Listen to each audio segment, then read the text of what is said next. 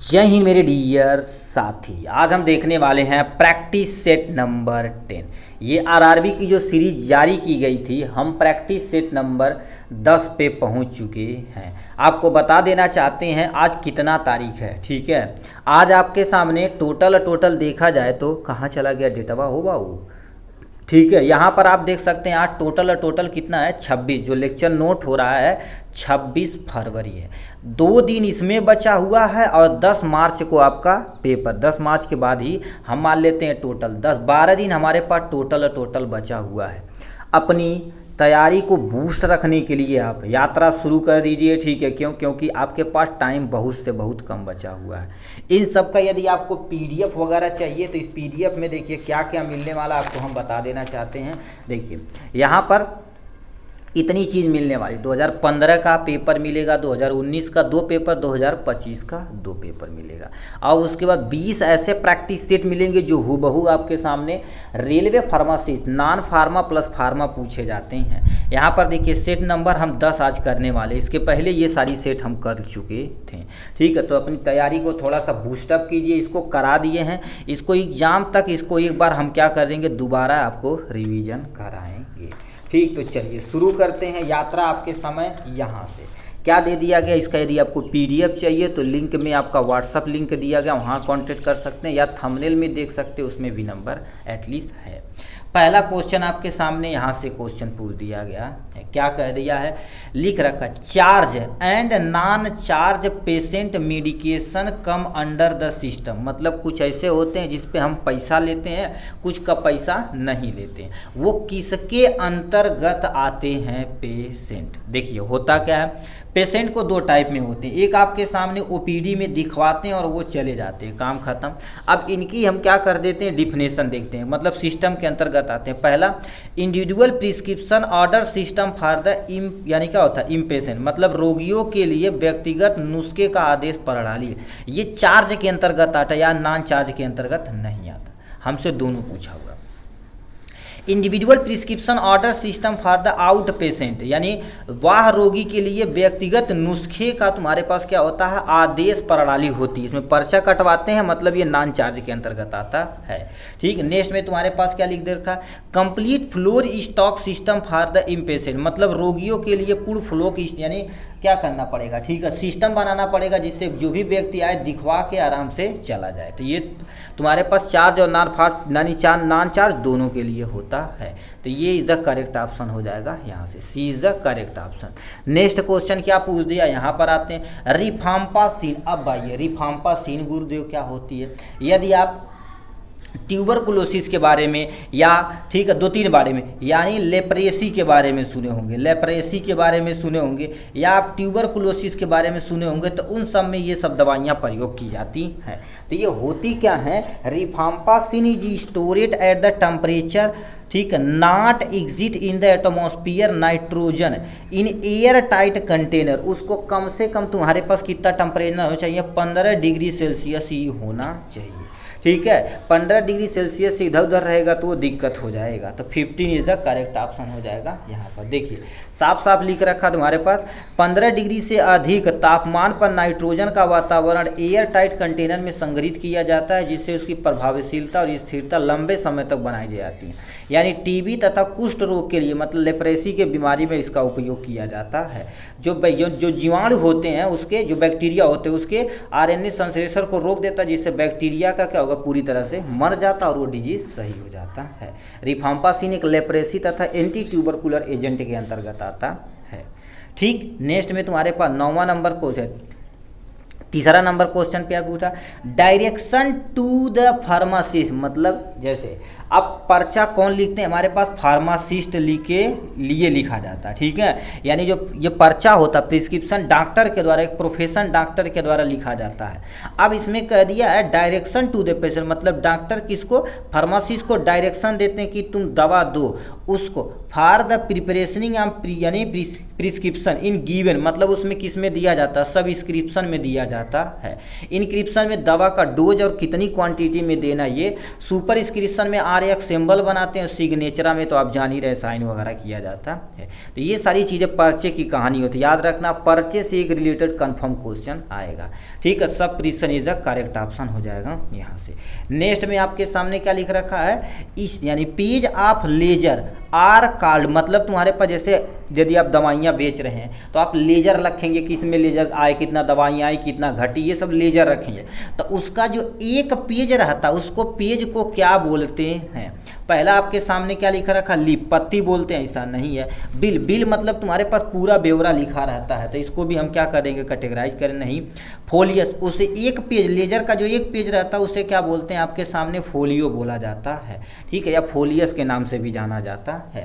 तो फोलियस is the correct option. इस पे आमतौर पे देखा जाए तो हर एक पेज जो लेजर होती है, हर एक पेज मायने रखता है। एक बार हम काम कर रहे थे तो जितनी दवाइयाँ बिकती थी उस पर लिखा जाता था कि कितनी दवाइयाँ बिकी, कितना रुपया, शाम को मैनेज किया जाता। अब तो कंप्यूटराइज हो गया, तो वहाँ पर एक पेज फट गया था भाई, मालिक पूरा हाइपर हो गया था। क्यों? क्योंकि पेज फटने का मतलब क्या होगा, दवा में कहीं ना कहीं आप गड़बड़ी कर दिए हैं, तो पैसे का लेन देन उसमें थोड़ा सा दिक्कत हो जाती है। ठीक है, तो हर एक लेजर का हर एक पेज मायने रखता है। ठीक है, 5वां नंबर क्वेश्चन क्या पूछ दिया यहाँ पर, which one of the following drugs यानी tablet should be store in the close air tight container prevent loss of potency, मतलब निम्नलिखित में से किस दवा की गोलियाँ को उनकी क्षमता को कमी को रोकने के लिए कसकर बंद कंटेनर में यानी अंकित किया जाता है। मतलब कुछ दवाइयाँ ऐसे होती हैं जो अगल बगल के वातावरण यानी एटमॉस्फेयर के प्रति हाइपर सेंसिटिव होती है। ठीक है, वो तुरंत उससे रिएक्ट करके क्या हो जाती है, दिक्कत पैदा कर सकती है। फेंटोइन, ये तो ज़्यादा, इसको बंद कंटेनर में रखा जाता है बट ज़्यादा सेंसिटिव नहीं होती है। और ये फेनेटोइन का उपयोग किया जाता है तुम्हारे पास है इपीलिप्सी में, तुम्हारे पास क्या होगा, इपीलेप्सी में। ठीक है, लेप्सी में प्रयोग किया जाता है। ठीक है, इपीलेप्सी मतलब जिसको मिर्गी कहा जाता है।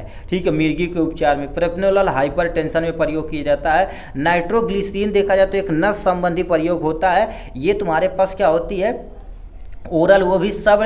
ठीक है, लिंगुअल ड्रग्स होती है, मतलब जीभ के लिंगुअल के अंतर्गत है, जीभ के नीचे रख के सब काम किया जाता है। ये देखा जाए तो हाइपर, ठीक है, सेंसिटिव होती है, तो यानी सी इज़ द करेक्ट ऑप्शन हो जाएगा। इसको मान लेते यदि बाहर रखेंगे ना तो ये पिघल उघल जाता तो दिक्कत हो सकती है। तो ये इसको देखिए क्या लिखा है, नाइट्रोग्लिसरीन एक तुम्हारे पास वाष्पशील पदार्थ है जो गोलियों से वाष्पित होकर यानी इन्हें बिना देखभाल या असुरक्षित छोड़ दिया जाए तो इन गोलियों को उनकी क्षमता बनाए रखने के रेफ्रिजरेटर में नंबर, ठीक, अंबर रंग के, देखो यानी कस कर रखा जाता है। कहने का मतलब इसको कभी भी रखा जाता है तो एक शीशे की बाटल आती है जो किस कलर की होती है, अंबर कलर की होती है, उसी में इसको बांध के रखा जाता है। ठीक है, तो ये भी बड़ी मायने रखता है। तो ये तुम्हारे पास क्या हो जाएगा, सी नाइट्रोग्लिसरीन। अब इसको सब लिंगुअल ड्रग्स होते हैं जो जीभ के नीचे रख देंगे ना, तो जैसे नस संबंधी कोई प्रॉब्लम रहे तो उन सबको ट्रीट करने के लिए हम इसका प्रयोग करते हैं। ठीक, तो यानी सी इज द करेक्ट ऑप्शन हो जाएगा। नेक्स्ट में आपके सामने क्या दे रखा, 6ठा नंबर क्वेश्चन क्या पूछ दिया है, local anaesthetic most commonly need in OTC burn remedy, मतलब तुम्हारे पास क्या होगा, कोई बंदा जल गया है तो तभी कहते हैं ना कि लोकल एनेस्थेटिक लगा। अभी देखिए इमरजेंसी में बहुत सारे लोग जले आते हैं तो पूरा कपड़ा वपड़ा उतार के अंडरवियर वगैरह पहने रहते हैं, मतलब जब जल गए तो भाई दिक्कत होगा करेगी, बहुत तगड़ा जलन होती है। तो उसमें हम क्या कर देते हैं, इसमें एक दवा होती है जिसको हम क्या बोलते हैं, अब उसको बताते हैं। ठीक है, लोकल एनेस्थेटिक के तौर पे उसको प्रयोग किया जाता है, बट कोई बंदा जल जाता है, ठीक है, जब तगड़ा जल गया तो उसमें प्रयोग किए जाते हैं। बेंजोइक एसिड का प्रयोग किया जाता है, बेंजोकेन का प्रयोग किया जाता है।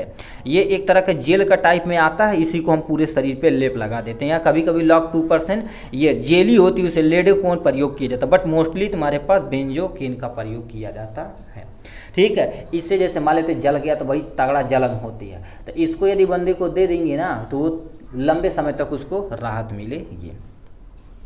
7वां नंबर क्वेश्चन आपके सामने यहाँ पर क्या लिखा रखा है, एनी रिकॉर्ड रजिस्टर और other document seize by the drugs inspector, मतलब DI के द्वारा आपको क्या करिए तो कोई रिकॉर्ड हो या कोई रजिस्टर हो या कोई डॉक्यूमेंट सीज कर दिया जाता, should be retain to the person from who are they the seize within the period, मतलब वो तुम्हारे पर ड्रग्स इंस्पेक्टर द्वारा जब्त किए गए किसी भी रिकॉर्ड, रजिस्टर तथा अन्य दस्तावेज को उन व्यक्ति को कितने यानी समय के भीतर उनको वापस करना रहता है। कम से कम उनको तुम्हारे तुम्हारे पास 20 से लेके 25 दिन के अंदर उनको वापस देना पड़ेगा।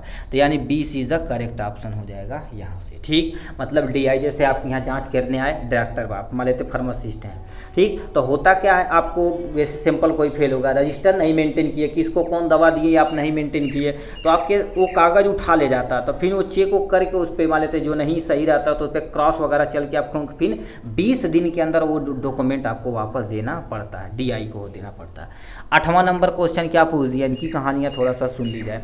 क्या दे रखा है, if the drugs melt sharply at the state melting point it mean that drugs is, मतलब तुम्हारे पास यदि दवा अपने बताए गए गलनांक से तेजी से पिघलता तो तुम्हारे पास प्योर है। कहने का मतलब जैसे कुछ दवाइयाँ जितना तेज से डिजॉल्व होंगी हमारे शरीर में उतना तो अच्छे से काम करेंगी, तो वही कह रखा है यदि दवा अपने बताए गए गलनांक को तेजी से पिघलती है तो उसका मतलब है कि दवा भैया वो प्योर है, तो यानी प्योर के अंतर्गत आती है। ठीक है, उसकी क्योंकि मेल्टिंग पॉइंट ही और यानी डिसोसिएशन रेट, मतलब कितना तेज से डिजॉल्व हो रहा है वही तो डिसाइड करता है कि दवा अच्छी है कि खराब है, तो यानी pure drugs is the correct option हो जाएगा यहाँ से। 9 नंबर क्वेश्चन क्या पूछ दिया यहाँ पर 9 number, which of the following colour not permit, याद रखना not permit to use of the drugs in cosmetic act 1948 के तहत, मतलब इसमें से कौन से कलर है जो तुम्हारे पास क्या कर दिया जाता है, परमिट नहीं दिया जाता किसी भी दवा में मिलाने के लिए। जैसे क्योंकि दवाइयाँ देखेंगे कुछ कलरिंग एजेंट होता, फ्लेवरिंग एजेंट होता, स्वीटनिंग एजेंट होता, तो इसमें कौन सा नहीं प्रयोग किया जाता। क्लोरोफॉर्म का प्रयोग कर सकते हैं क्योंकि ये नेचुरल है, लिख रखा है एरिथ्रोसिन का प्रयोग कर सकते हैं, टेट्राजीन का प्रयोग कर सकते हैं, बट अमेरेंथन का प्रयोग नहीं किया जा सकता है, तो यही तुम्हारे पास क्यों नहीं, यहाँ पर डी इज द करेक्ट। अब क्यों नहीं किया जाता इसके लिए तुम्हारे पास देखो दिया गया, यानी ड्रग्स एंड कॉस्मेटिक एक्ट 1948 के अनुसार अमरनथन ठीक है को दवा का रंग के रूप में उपयोग की अनुमति नहीं है, देखो कह दिया है नहीं है, जबकि क्लोरोफिल, एथ्रोसिन, टेट्राजीन जैसे अन्य तुम्हारे पास जो रंग होते उसका प्रयोग किया जाता है, क्योंकि सेफ्टी कंसर्न के लिए तुम्हारे पास एमरंथिन जो तुम्हारे पास प्रतिबंधित किया गया है। ठीक, अब आते हैं 10वां नंबर क्वेश्चन क्या आ जाते हैं, यहाँ पर आ जाते हैं central drugs research institute, central drugs research institute is situated, भैया आपको पता है लखनऊ में ये प्रेजेंट है, ठीक है, लखनऊ में प्रेजेंट है। अब इसकी स्थापना कब की गई थी, यानी 17 फरवरी 1951 में की गई थी। देखो साफ साफ लिख रखा CDR लखनऊ में स्थित है, ठीक है। इसका उद्घाटन 17 फरवरी 1951 में हुआ था। CDR एक बहु विषयक अनुसंधान प्रयोगशाला है जो औषधियों के अनुसंधान और विकास के क्षेत्र में मजबूत करने और आगे बढ़ाने में काम आता है, तो इसका C is the correct option, Lucknow correct हो जाएगा यहाँ से। नेक्स्ट में आपके सामने क्या दे रखा है, पॉइजन लिस्ट रिलेटेड शेड्यूल। अब शेड्यूलिंग सुनिए क्या होता है, अलग अलग याद रखना, अलग अलग शेड्यूलिंग जरूर पढ़ लेना, क्योंकि शेड्यूल से भैया क्वेश्चन कंफर्म आता ही आता है। तब कह दिया तुमसे यहाँ पर पॉइजन लिस्ट, ठीक है, तो पॉइजन लिस्ट किसके अंतर्गत आता है, यहाँ पर ई वगैरह के बारे में थोड़ा सा सुन लिए। देखिए ई कह दिया है, देखियो E1 यहाँ पर साफ साफ लिख रहा है, list of poison substance under the Ayurvedic inclusive the Unani system of medicine. List of है तुम्हारे पास, जो तुम्हारे पास होता है E1 के अंतर्गत आता है, तो E1 is the correct option हो जाएगा। अब ई की कहानी आप थोड़ा सा सुन लीजिए, F और F1 की कहानी सुन लीजिए। देखिए साफ साफ लिख रखा आपके सामने, F के अंतर्गत ब्लड बैंक आता है, F1 के अंतर्गत तुम्हारे पास वायरल तथा बैक्टीरियल तथा वायरल वैक्सीन आती है, ठीक। अब F2 के अंतर्गत क्या हो जाती है, सर्जिकल ड्रेसिंग वगैरह आता है। F3 के अंतर्गत तुम्हारे पास क्या हो गया, एम्बिलिकल टेप आता है, जो टेप नहीं चिपकाया जाता है वो सारी चीज आता है। डबल F के अंतर्गत तुम्हारे पास एप्थेल्मिक प्रिपरेशन आता है, ठीक है, तो ये सब कहानियाँ थोड़ा सा सुन लेते हैं यहाँ से। जी के अंतर्गत अब तुम्हारे पास जी के अंतर्गत तुम्हारे पास क्या हो जाते हैं, list of substance used to of the under medical provision in which are label according, मतलब लेबल वगैरह करने के लिए कैटेगरी जी के अंतर्गत आती है। तो प्लीज़ आपसे अनुरोध है शेड्यूल जरूर पढ़ लीजिएगा, शेड्यूल से एक क्वेश्चन कन्फर्म आपके एग्जाम में रखा गया है, ठीक है। तो ये E is the correct option. देखिए बोले थे ना पॉइजन, आयुर्वेदिक पॉइजन किसके अंतर्गत आता है, सामने E1 के अंतर्गत आता है, तो ये करेक्ट हो जाएगा यहाँ से, ठीक।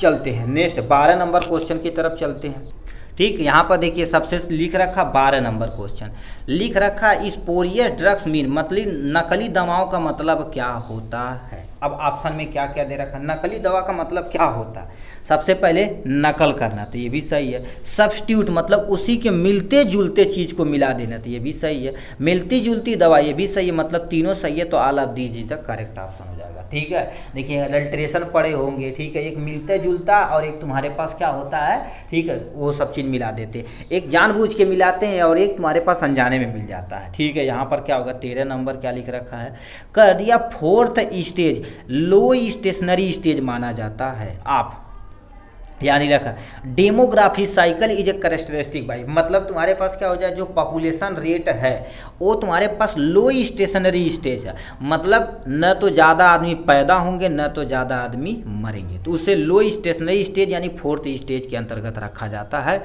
अब डेमोग्राफी मतलब पॉपुलेशन कितने बढ़ रहे हैं, कितने जगहों पे, कितनी अमाउंट में।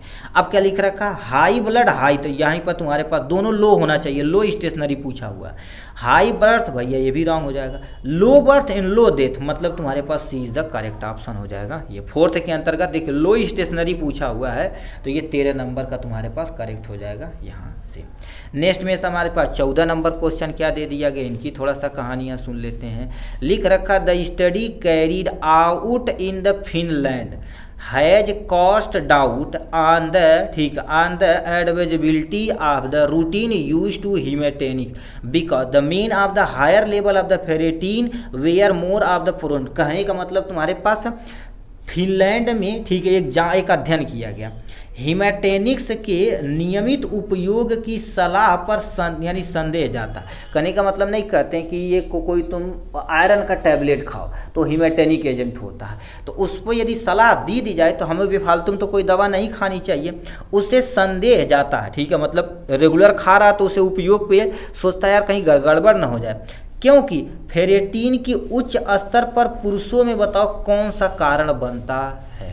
पहला आप बताओ, याद रखना, क्योंकि फिर यानी तुम्हारे पास हीमोग्लोबिन, आयरन मतलब हीमोग्लोबिन की मात्रा बढ़ेगी, हीमोग्लोबिन की मात्रा बढ़ेगी तो आरबीसी का कॉन्सनट्रेशन क्या हो जाएगा, बढ़ जाएगा, तो हार्ट को पंप करने में थोड़ा सा दिक्कत होगी, तो हार्ट अटैक का चांस आ जाता है। इसीलिए बोलते हैं ना कि कैल्शियम वैल्शियम बाहर से न खाइए। यदि आप हेल्दी हैं कि आपका मन कर रहा है कि खा ले, नहीं, उसकी जगह आप क्या करिए, एक दिन अच्छे से क्या करिए, दही वही जमा खाइए, क्योंकि दही में भैया कैल्शियम यानी दूध प्रोडक्ट है तो उसमें कैल्शियम पर्याप्त मात्रा में पाया जाएगा। और पनीर खा लीजिए। अब कहेंगे सब घर पनीर नकली मिलता है तो घर पे थोड़ा बनाइए, 1 लीटर का दूध लेके आइए, 60 रुपये का दूध लेके आइए, 100 ग्राम सही निकलेगा, 200 यानी 150 ग्राम सही निकलेगा, उसको खाइए। आप दूध अच्छे से कहीं गाँव में से लेके आइए, अच्छे से उसको पी लीजिए। गाँव में तो अभी बहुत सुकून है, ठीक, तो उसमें तुम्हारे पास क्या कर देते हैं, क्योंकि हीमोग्लोबिन की मात्रा बढ़ाने के लिए हीमेटेनिक्स एजेंट बार बार खा रहा था, तो उस बंदे को संदेह हुआ कि यदि हम ज़्यादा खाएंगे तो हार्ट अटैक आने का चांस, दिल का दौरा पड़ने का चांस हो सकता है। तो यानी B is the correct option हो जाएगा यहाँ से। 15 नंबर क्या कर दिया, post marketing trial come under the clinical trial, मतलब तुम्हारे पास क्या कर दिया जाता है, कोई भी चीज़ दवा मार्केट में आने से पहले उसे ट्रायल किया जाता है, उसको 4th स्टेज फेज के अंतर्गत गुजरेगा तो सही है, नहीं तो गलत हो जाएगा। क्यों? क्योंकि क्वालिटी टेस्ट वगैरह बड़ी बहुत ज़रूरी है। क्यों? क्योंकि बाजार में जाने से पहले बताओ खराब बैच का आ गया तो दिक्कत हो जाएगी। अभी देखेंगे वो सिरप आ गया था, बहुत सारे बच्चे मर गए थे, ठीक, बट अपने देश में जान ही रहे हो, ठीक है, सब क्या कर रहे हैं, ये सब नहीं करना चाहिए, ठीक है। तो ये तुम्हारे पास आ जाते हैं, फेज 4th के अंतर्गत आता है, ठीक। अब नेक्स्ट पे आ जाते हैं। नेक्स्ट में क्या लिख रखा, आपकी कहानियाँ यहाँ पर चल जाती है थोड़ा सा, ठीक। 16 नंबर क्या दे दिया गया, 16 नंबर यहाँ से दिया गया, ठीक है। 16 नंबर का दिया है स्टेलाइजिंग टेस्टिंग, ठीक, of the surgical suture material. Suture material क्या होता है, जैसे धागा होता है ना, उसी को सूचर बोलते हैं, सीने के लिए, ठीक है। Material require the incubation period कितना दिन चाहिए, पहले का दिया सर्जिकल सीवन मतलब सीने वाली, जो तुम्हारे पास जो भी सामग्री होती है, ठीक है, अब उसे यानी बी संक्रमण मतलब स्टेलाइजेशन परीक्षण करने के लिए कम से कम तुम्हारे पास 40 दिन इंक्यूबेशन पीरियड में रखा जाता है, ठीक है। 40 नहीं 14 दिन तक रखा जाता है, तो 14 इज द करेक्ट ऑप्शन हो जाएगा। इससे स्टेलाइजेशन की जाती हीट वगैरह के माध्यम से, बहुत सारे जो बैक्टीरिया वगैरह रहते हैं वो पूरी तरह से ख़त्म हो जाते हैं। 17 नंबर क्या दे रखा आपके सामने, dry cough common adverse effect, मतलब यदि आपको ज़्यादा अमाउंट में क्या होगा, ड्राई कफ आता, सूखी खांसी के प्रतिकूल लक्षण क्या हो सकते हैं। अब उसमें तुम्हारे पास देखिए पहले दे रखा आप थियाजाइड डायूरेटिक, ये बताओ पेशाब से रिलेटेड है, खांसी से कोई क्या लेना देना नहीं है। एंजियोटेंसिन रिसेप्टर को ब्लॉक कर देगा, तब मान लेते रिफ्लेक्स एक्शन करना रहेगा तो कर नहीं पाएगा, ब्लॉक नहीं उसे कम करता है। एंजियोटेंसिन कन्वर्टिंग एंजाइम इनहिबिट करता है, तो ये करेक्ट हो जाएगा। अब लूप डायूरेटिक बताओ किससे रिलेटेड है, आपके सामने वहाँ पे किडनी से रिलेटेड है, जो क्या कर देती है, हाइपर टेंशन वगैरह में मदद करती है। तो सी इज़ द करेक्ट ऑप्शन हो जाएगा यहाँ से। ठीक, तो ये 17 नंबर का क्वेश्चन हो जाएगा यहाँ पर। ठीक है, देखिए साफ साफ लिख रखा, देखिए सूखी खांसी अक्सर परेशान करके हमारे पास एंजियोटेंसिन कन्वर्टिंग एंजाइम को ब्लॉक करती, इनहिबिट करती हैं, अवरोध करती हैं, जो यानी सबसे आम प्रतिकूल प्रभाव है। इसका संकेत मिलते ही तुम्हारे पास ACE इनहिबिटर के साथ इलाज किया जाता है, 10% रोगियों में खांसी विकसित हो जाती है और आधे रोगियों में तुम्हारे पास ACE इनहिबिटर बंद होने के कारण पूरी तरह से ट्रीट हो जाते हैं। ठीक, अब 18 नंबर क्वेश्चन क्या दे दिया गया है, यहाँ पर इनकी कहानियाँ थोड़ा सा सुन लेते हैं।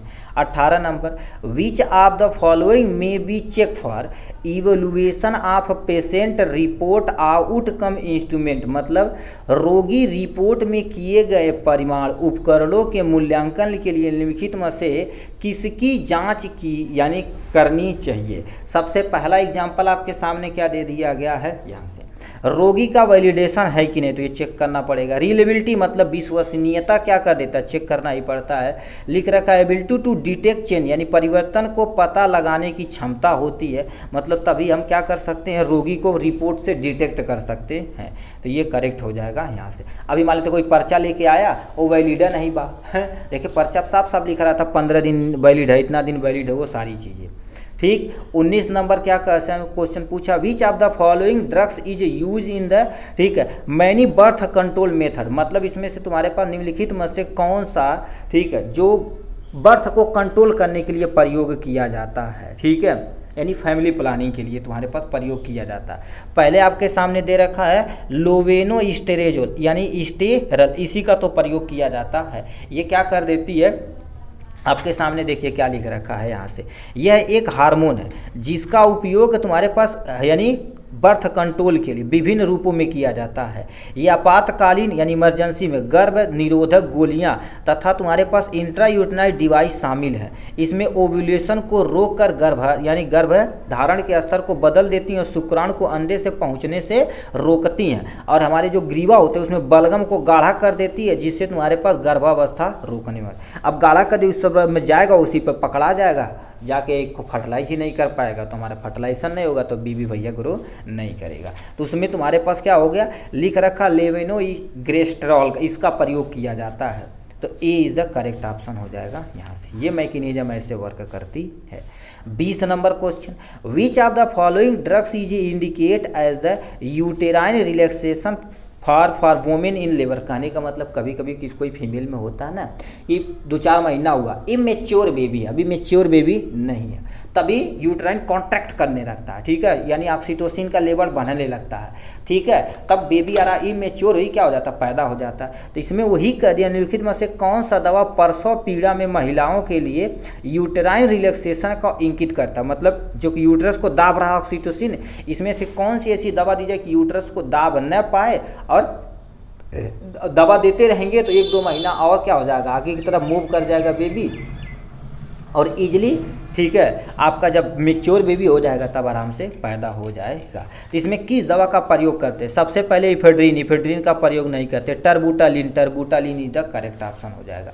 टर्बूटालिन तुम्हारे पास क्या होता है, देखिए बीटा-2 यानी एडनर्जी के एग्नोस्टिक होता है। इसका उपयोग तुम्हारे पास क्या कर देते हैं, प्री मैच्योर लेबर में देरी करने के लिए प्रयोग करते हैं। क्योंकि प्री मैच्योर जब बेबी होगा तो कॉन्ट्रैक्ट करेगा, तब बेबी बाहर आ जाएगा तो दिक्कत हो जाएगी। तो ये पहुँचते ही ऑक्सीटोसिन लेवल को कम करता है, प्रोगेस्टेरॉन लेवल और एस्ट्रोजन लेवल को ये थोड़ा सा बढ़ा देता है।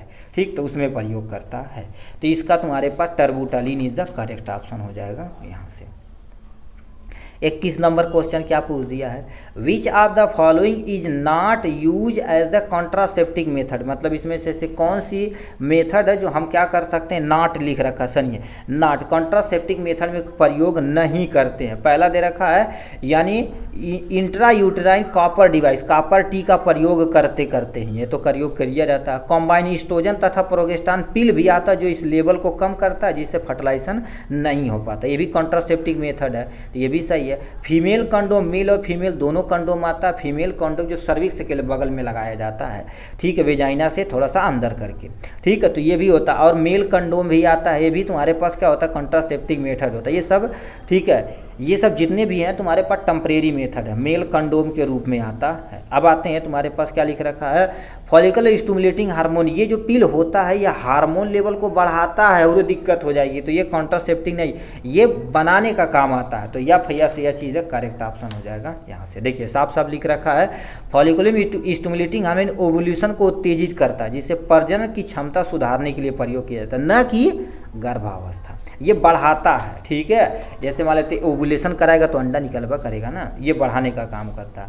22 नंबर आइबुजेसिक, अभी देखिए आइबुजेसिक ब्रांड नेम बताओ क्या होगा, आइबुप्रोफेन है, ठीक है, आइबुप्रोफेन और पैरासीटामॉल होता है जो मोस्टली गांव में देखेंगे कॉम्बोफ्लाम के नाम से आता है, टैबलेट भी आता है सिरप बच्चों के पिलाने के लिए, ठीक, ये हो गया। एस्पिरिन सर दर्द में किया जाता है, पैरासीटामॉल अलग है तुम्हारे पास, इसके बारे में पीसीएम के बारे में हल बच्चा जान रहा है। इंडो, ठीक है, लिख रखा इंडोमेथासिन, ये तो तुम्हारे पास अलग होता है, ठीक, तो ये यानी आइबुजेसी के अंतर्गत नहीं आता, आइबुजेसी के अंतर्गत आइबुप्रोफेन आता है, ठीक है, ibuprofen is the correct option हो जाएगा यहाँ से। 23 नंबर क्वेश्चन क्या पूछ दिया है यहाँ से, ठीक है। अब याद रखना आइबुप्रोफेन जो तुम्हारे पास आइबुजेसिक होता है, एनसैड कैटेगरी की दवा आती है, non steroidal anti inflammatory category की दवा आती है। 23 number, what type of biological character can be predict in paracetamol adverse effect, ठीक है, adverse effect reaction causes by the hepatotoxicity, कहने का मतलब तुम्हारे पास क्या कह दिया, कहानी सुनिए, लिख रखा है हेप्टोटॉक्सिसिटी पैदा करने वाले पैरासीटामॉल प्रतिकूल दवा प्रतिक्रियाओं में से किस जैविक विशेषताओं भविष्यवाणी की जाती है। पहला ऑप्शन दे रखा टाइप ए में दे रखा है एग्वामेंटिन रिएक्शन दे रखा है, दूसरा आपके सामने क्या दे दिया है यहाँ से टाइप बी बिजार रिएक्शन होता है, टाइप सी क्रोनिक रिएक्शन होता है, क्योंकि पैरासीटामॉल क्रोनिक रिएक्शन डॉजेज करता है, इसलिए ओवरडोज पैरासीटामॉल भी नहीं खाना चाहिए। 24 number, autacoids are use to absorb, यानी यूज फॉर एब्जॉर्शन, बताइए ऑटोक्वाइड जो होती है, ठीक है, ऑटोक्वाइड होती है किसके एब्जॉर्शन में मदद करती है, वो प्रोस्टाग्लैंडिन की मदद करती है, देखिए, तो यानी सी इज़ द करेक्ट ऑप्शन हो जाएगा। देखिए जो तुम्हारे पास प्रोस्टाग्लैंडिन होती है PGF, ठीक है, F2 होती है और PGF EF E2 होता है, ये प्रसव पीड़ा तथा गर्भपात को प्रेरित करता है, ठीक है, ये गर्भाशय को सुकड़ने के लिए उत्तेजित करता है जिससे भ्रूण बाहर की तरफ आता है। और ऑटोक्वाइड जो तुम्हारे पास क्या हो, यानी ठीक है स्वाभाविक, यानी प्रोस्टाग्लैंडिन यानी स्वाभाविक रूप से पाए जाने वाला एटोक्वाइड हो जो स्वेलिंग, रक्त के थक्के यानी ब्लड क्लॉट और चिकनी स्मूथ मांसपेशियां के संकुचन सहित क्रियाओं में भूमिका निभाती, मतलब ये यूट्रस को कॉन्ट्रैक्ट करती है जिससे बेबी डिलीवर हो सके आराम से, इसके लिए prostaglandin is the correct option हो जाएगा यहाँ से। अब आते हैं तुम्हारे पास कि इसमें 25 नंबर क्वेश्चन क्या दे दिया गया है, इनकी कहानियाँ थोड़ा सा सुनते हैं। A patient is a prescribe prednisolone, मतलब जो तुम्हारे पास पेडनीसोलोन कितना mg दिया जाता है जी, ठीक है, उसे 10 mg दिया जाता है, कितना 10 mg, कितना दिन के लिए, 16 दिन के लिए, चलो 16 दिन के लिए हो जाएगा, ठीक। फिर क्या कह दिया है, पेडनीसोलिन अवेलेबल इन द 5 mg, मतलब आपके पास 10 mg उससे बुक यानी लिखा गया है, बट उसको क्या करना, आपके पास 5 mg है तो 16 दुना 32 टैबलेट दे देंगे। फिर क्या लिख रखा है, इंटरकोटेड हाउ मनी टैबलेट आप है, ठीक है, डेल्का कोरटाइल हैव दो डिस्पेंस, मतलब कितना देंगे, मतलब इसका हिंदी पढ़िए, एक मरीज 16 दिनों के लिए रोजाना 10 mg पेडनिसोलिन का निर्धारित किया जाता है, फिक्स किया जाता है कि इतना टैबलेट आपको खाना। बट पेडनिसोलिन आपके पास केवल और केवल 5 mg है, तो सुबह शाम खिला देंगे, दुगना टैबलेट दे देंगे, ठीक है। तो ये तुम्हारे पास 16 दूना 32 टैबलेट दे देंगे आपके सामने, तब काम हो जाएगा। तो वही पूछा है, यदि मान लेते हैं आपके सामने 10 mg लिखा, 5 mg का है, तो हम क्या कहते हैं, जैसे अभी आपके मान लेते हैं यानी कोई भी देते हैं, कीटोकोनाजोल देते हैं, कोई भी देते हैं, 200 mg रहता है। सिफिक्जिन का एग्जांपल देख लो कि जैसे 100 mg लिखा होता, 200 mg दे देते हैं, कहते हैं आधा आधा खा लेना, तो वही कंडीशन ये हो जाएगा यहाँ से, तो 32 टैबलेट उसको देंगे। 16 नंबर क्या दे रखा है, स्टेप्टोमाइसिन इज इफेक्ट अगेंस्ट, मतलब स्टेप्टो जो कोकस होता है, स्टेप्टोमाइसिन होता है ग्राम, चाहे ग्राम पॉजिटिव बैक्टीरिया हो चाहे ग्राम नेगेटिव, दोनों को मारेगा। तो gram positive only, gram negative only, दोनों को मारेगा। तो सी इज द करेक्ट ऑप्शन हो जाएगा ये तो हर एक बच्चे को पता है, ठीक है। ग्राम पॉजिटिव बैक्टीरिया तुम्हारे पास क्या कर देते हैं उसको, ये तरह का बहुत बढ़िया एंटीबायोटिक होती है, ठीक है, स्टेप्टोमाइसिन होती है, ठीक। अब इसी में जेंटामाइसिन आती है, वो भी ग्राम पॉजिटिव ग्राम निगेटिव दोनों मारती है, ठीक है। 27 नंबर, डूरिंग द एस्टो लिख रखा स्टारवेशन, स्टारवेशन के दौरान मतलब तुम्हारे पास भूख के दौरान, ठीक है, level of the blood decrease, मतलब आपके ब्लड के शरीर के अंदर ग्लूकोज लेवल ही बढ़ेगा यानी घटेगा, ठीक, क्योंकि भूख लगे, इसलिए प्रॉपर हर 1-2 घंटे में 1-2 घंटे में कुछ ना कुछ खा लेना चाहिए, और 1 घंटे के अंदर क्या होगा, हर 1 घंटे कुछ ना कुछ पानी वगैरह पी लेना चाहिए, ठीक है। तो यानी भूख के दौरान रक्त में ग्लूकोज लेवल कम होता है, तो अमोनिया क्रेटिन ग्लूकोज यानी क्लोरीन, क्लोरीन मतलब तुम्हारे पास NaCl बैलेंस होता है इलेक्ट्रोलाइट, तो यानी सी इज द करेक्ट ऑप्शन हो जाएगा यहाँ से, ठीक। तो ये कहानियाँ हो गई हैं इनकी। नेक्स्ट में आपके सामने क्या लिख रखा, 28 नंबर क्वेश्चन क्या पूछ दिया है, लिख रखा pyridoxine is administered with the isoniazid to minimise the, कहने का मतलब तुम्हारे पास क्या होगा, पैराडॉक्सिन को आइसोनियाजाइड के साथ प्रशासित किया जाता है ताकि निम्नलिखित में से कम किया जा सके, ठीक है। अब देखो यानी तुम्हारे पास पैराडॉक्सिन जो होता है किसके लिए प्रयोग किया जाता है, ठीक है, ये न्यूरोटॉक्सिसिटी को कम करने के लिए प्रयोग किया जाता है। तो आपके लिख रखा है हिमेटोटॉक्सिक, लीवर में टॉक्सिक होता है नहीं, एलर्जिक रिएक्शन के लिए हिस्टामिन वगैरह प्रयोग किया जाएगा, न्यूरोटॉक्सिसिटी, तो ये तुम्हारे पास करेक्ट हो जाएगा यहाँ से। नर्वस सिस्टम, नेफ्रो मतलब नेफ्रॉन से रिलेटेड है, ठीक है, तो ये तुम्हारे पास न्यूरोटॉक्सिसिटी के लिए प्रोड्यूस किया जाता है, ठीक है, मिनिमाइज करता है। 29 नंबर क्या लिख रखा है आपके सामने, इनफंटाइल ठीक है, myoclonus is the best treated with, मतलब तुम्हारे पास क्या हो गया, यदि शिशु, ठीक है, मायोक्लोनस मतलब जो थोड़ा सा उत्तेजित या जिसको थोड़ा सा झटका टाइप में आता है, उसके लिए इसमें से कौन सा दवा प्रयोग करनी पड़ती है, ठीक, वो भी बेबी है, छोटा सा बेबी है, तो छोटा सा बेबी के लिए तुम्हारे पास क्या हो जाएगा, क्लोनाजेपाम का प्रयोग किया जाता है, ठीक है, क्लोनाजेपाम। थोड़ा सा बड़ा रहेगा तो फेंटोइन का भी प्रयोग कर सकते हो।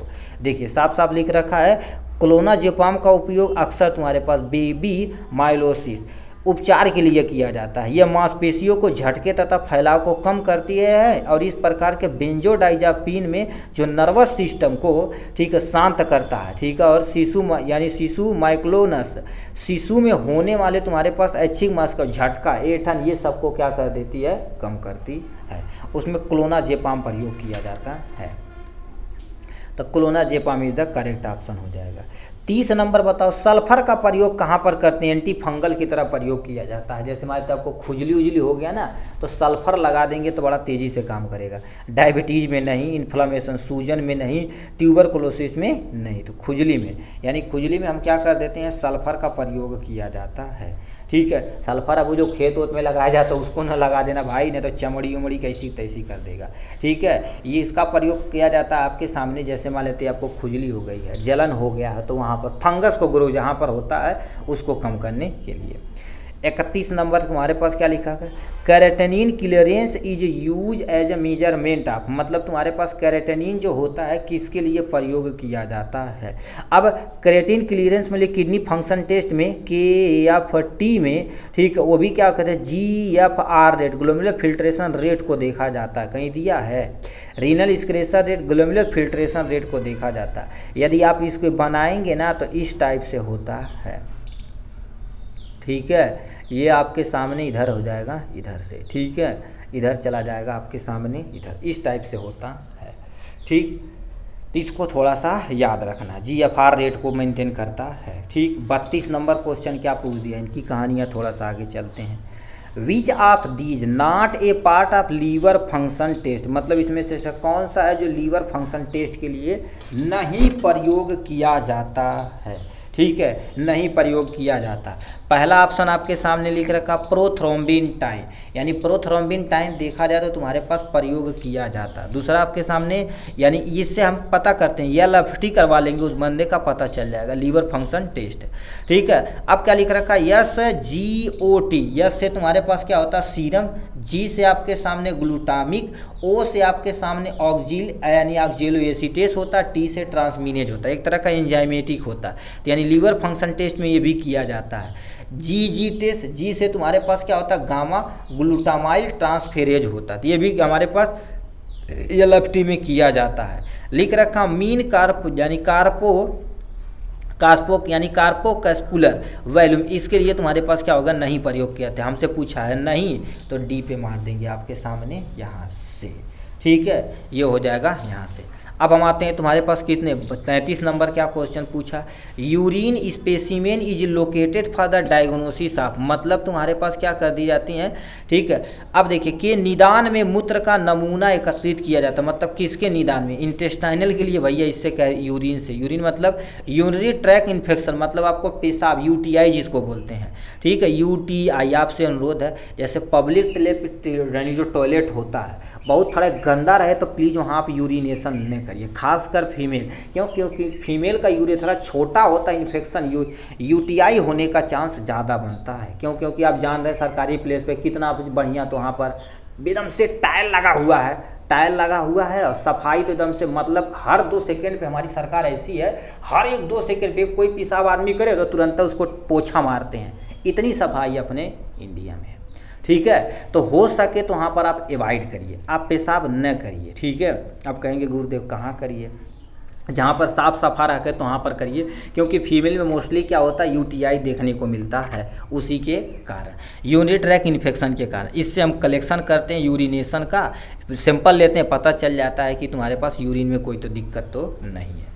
नेक्स्ट में आपके सामने क्या होगा 34 number, normal urine output in adult, मतलब एक एडल्ट दिन भर में क्या होगा 1 लीटर से, ठीक है सीधे लिख देते हैं जी, 1 लीटर से दिन भर में 2 लीटर यूरिन का क्या कर देगा फॉर्मेशन करेगा। 500 से 800 भैया नहीं, 8000 से, ठीक है ये 800 ml लिखना चाहिए जी, 800 ml से तुम्हारे पास 2000 ml, 1 से लेके 2 लीटर तक तुम्हारे यहाँ पर सही लिखा रहे हैं, 0 ज़्यादा बढ़ा दिया है, तो B is the correct option. दिन भर में आप इतना पेशाब कर देते हैं यदि प्रॉपर अमाउंट में पानी पी रहे हैं तो। ठीक, 34 नंबर। 35 नंबर क्वेश्चन की तरफ रुक करते हैं। 35 नंबर क्या दिया है, इनकी कहानियाँ सुनते हैं। कह दिया आपके सामने the polysaccharide employ for the assessment of kidney function test, मतलब तुम्हारे पास गुर्दे के कार्य प्रणाली के मूल्यांकन के लिए प्रयुक्त पॉलीसेकेराइड प्रयोग किया जाता है। पहला ऑप्शन आपके सामने क्या दे रखा, केरेटिनिन के लिए प्रयोग किया जाता है। दूसरा आपके सामने इंसुलिन के लिए, यदि पॉलीसेकेराइड कहेगा तो insulin is the correct option हो जाएगा यहाँ से। ठीक है, तो 35 नंबर का तुम्हारे पास कितना हो जाएगा आपके सामने, इंसुलिन नहीं जी, इंसुलिन तो तुम्हारे पास हटा दो, केरेटिनिन तो हमारे पास किडनी के लिए फंक्शन में टेस्ट किया जाता, बट पॉलीसेकेराइड यहाँ पर रखा है। ठीक है, ग्लैक्टोज का भी प्रयोग नहीं किया जाता है। ठीक है, बचा तुम्हारे पास इनुलिन, इनुलिन पे टिक मार देना आपके सामने यहाँ से, तो 35 नंबर का सी इज द करेक्ट ऑप्शन हो जाएगा। देखिए लिख रखा आपके सामने इनुलिन एक पॉलीसेकेराइड है जी, इनुलिन पॉलीसेकेराइड है, इसका उपयोग गुर्दे के लिए तुम्हारे पास आकलन करने के लिए प्रयोग किया जाता है, क्योंकि यह गुर्दे मतलब किडनी के स्वतंत्र रूप से फिल्टर किया जाता है और पुनः अवशोषित और स्रावित नहीं किया जाता, जिसे GFR रेट से यानी मापा जाता है। इनुलिन एक तरह का पॉलीसेकेराइड है। ठीक, तो सी इज द करेक्ट ऑप्शन हो जाएगा यहाँ से।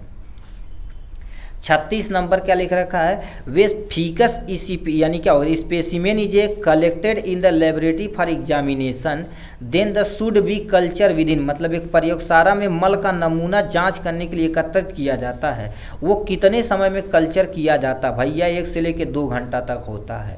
अब 4-5 घंटा रही तो आज रिपोर्ट दी है तो बिहान रिपोर्ट दिया, ऐसा नहीं होता। छोटे हॉस्पिटल में देखें यहाँ ब्लड पेशाब वगैरह या मल वगैरह बलगम वगैरह जाँच कराते हैं तो अब तुरंत 1-2 घंटा के बाद आपको रिपोर्ट दे दिया जाता है। तो 1 घंटा यानी 2 घंटा कम से कम कल्चर उसको 1 से लेकर 2 घंटा किया जाता है। अब आते हैं 37 नंबर क्वेश्चन, क्या लिख रखा है, which of these not a reason why a knowledge of behaviour and social science the is important of to the pharmacist. मतलब निम्नलिखित में से कौन सा कारण नहीं है कि व्यवहार और यानी सामाजिक विज्ञान का ज्ञान फार्मासिस्ट के लिए महत्वपूर्ण नहीं है।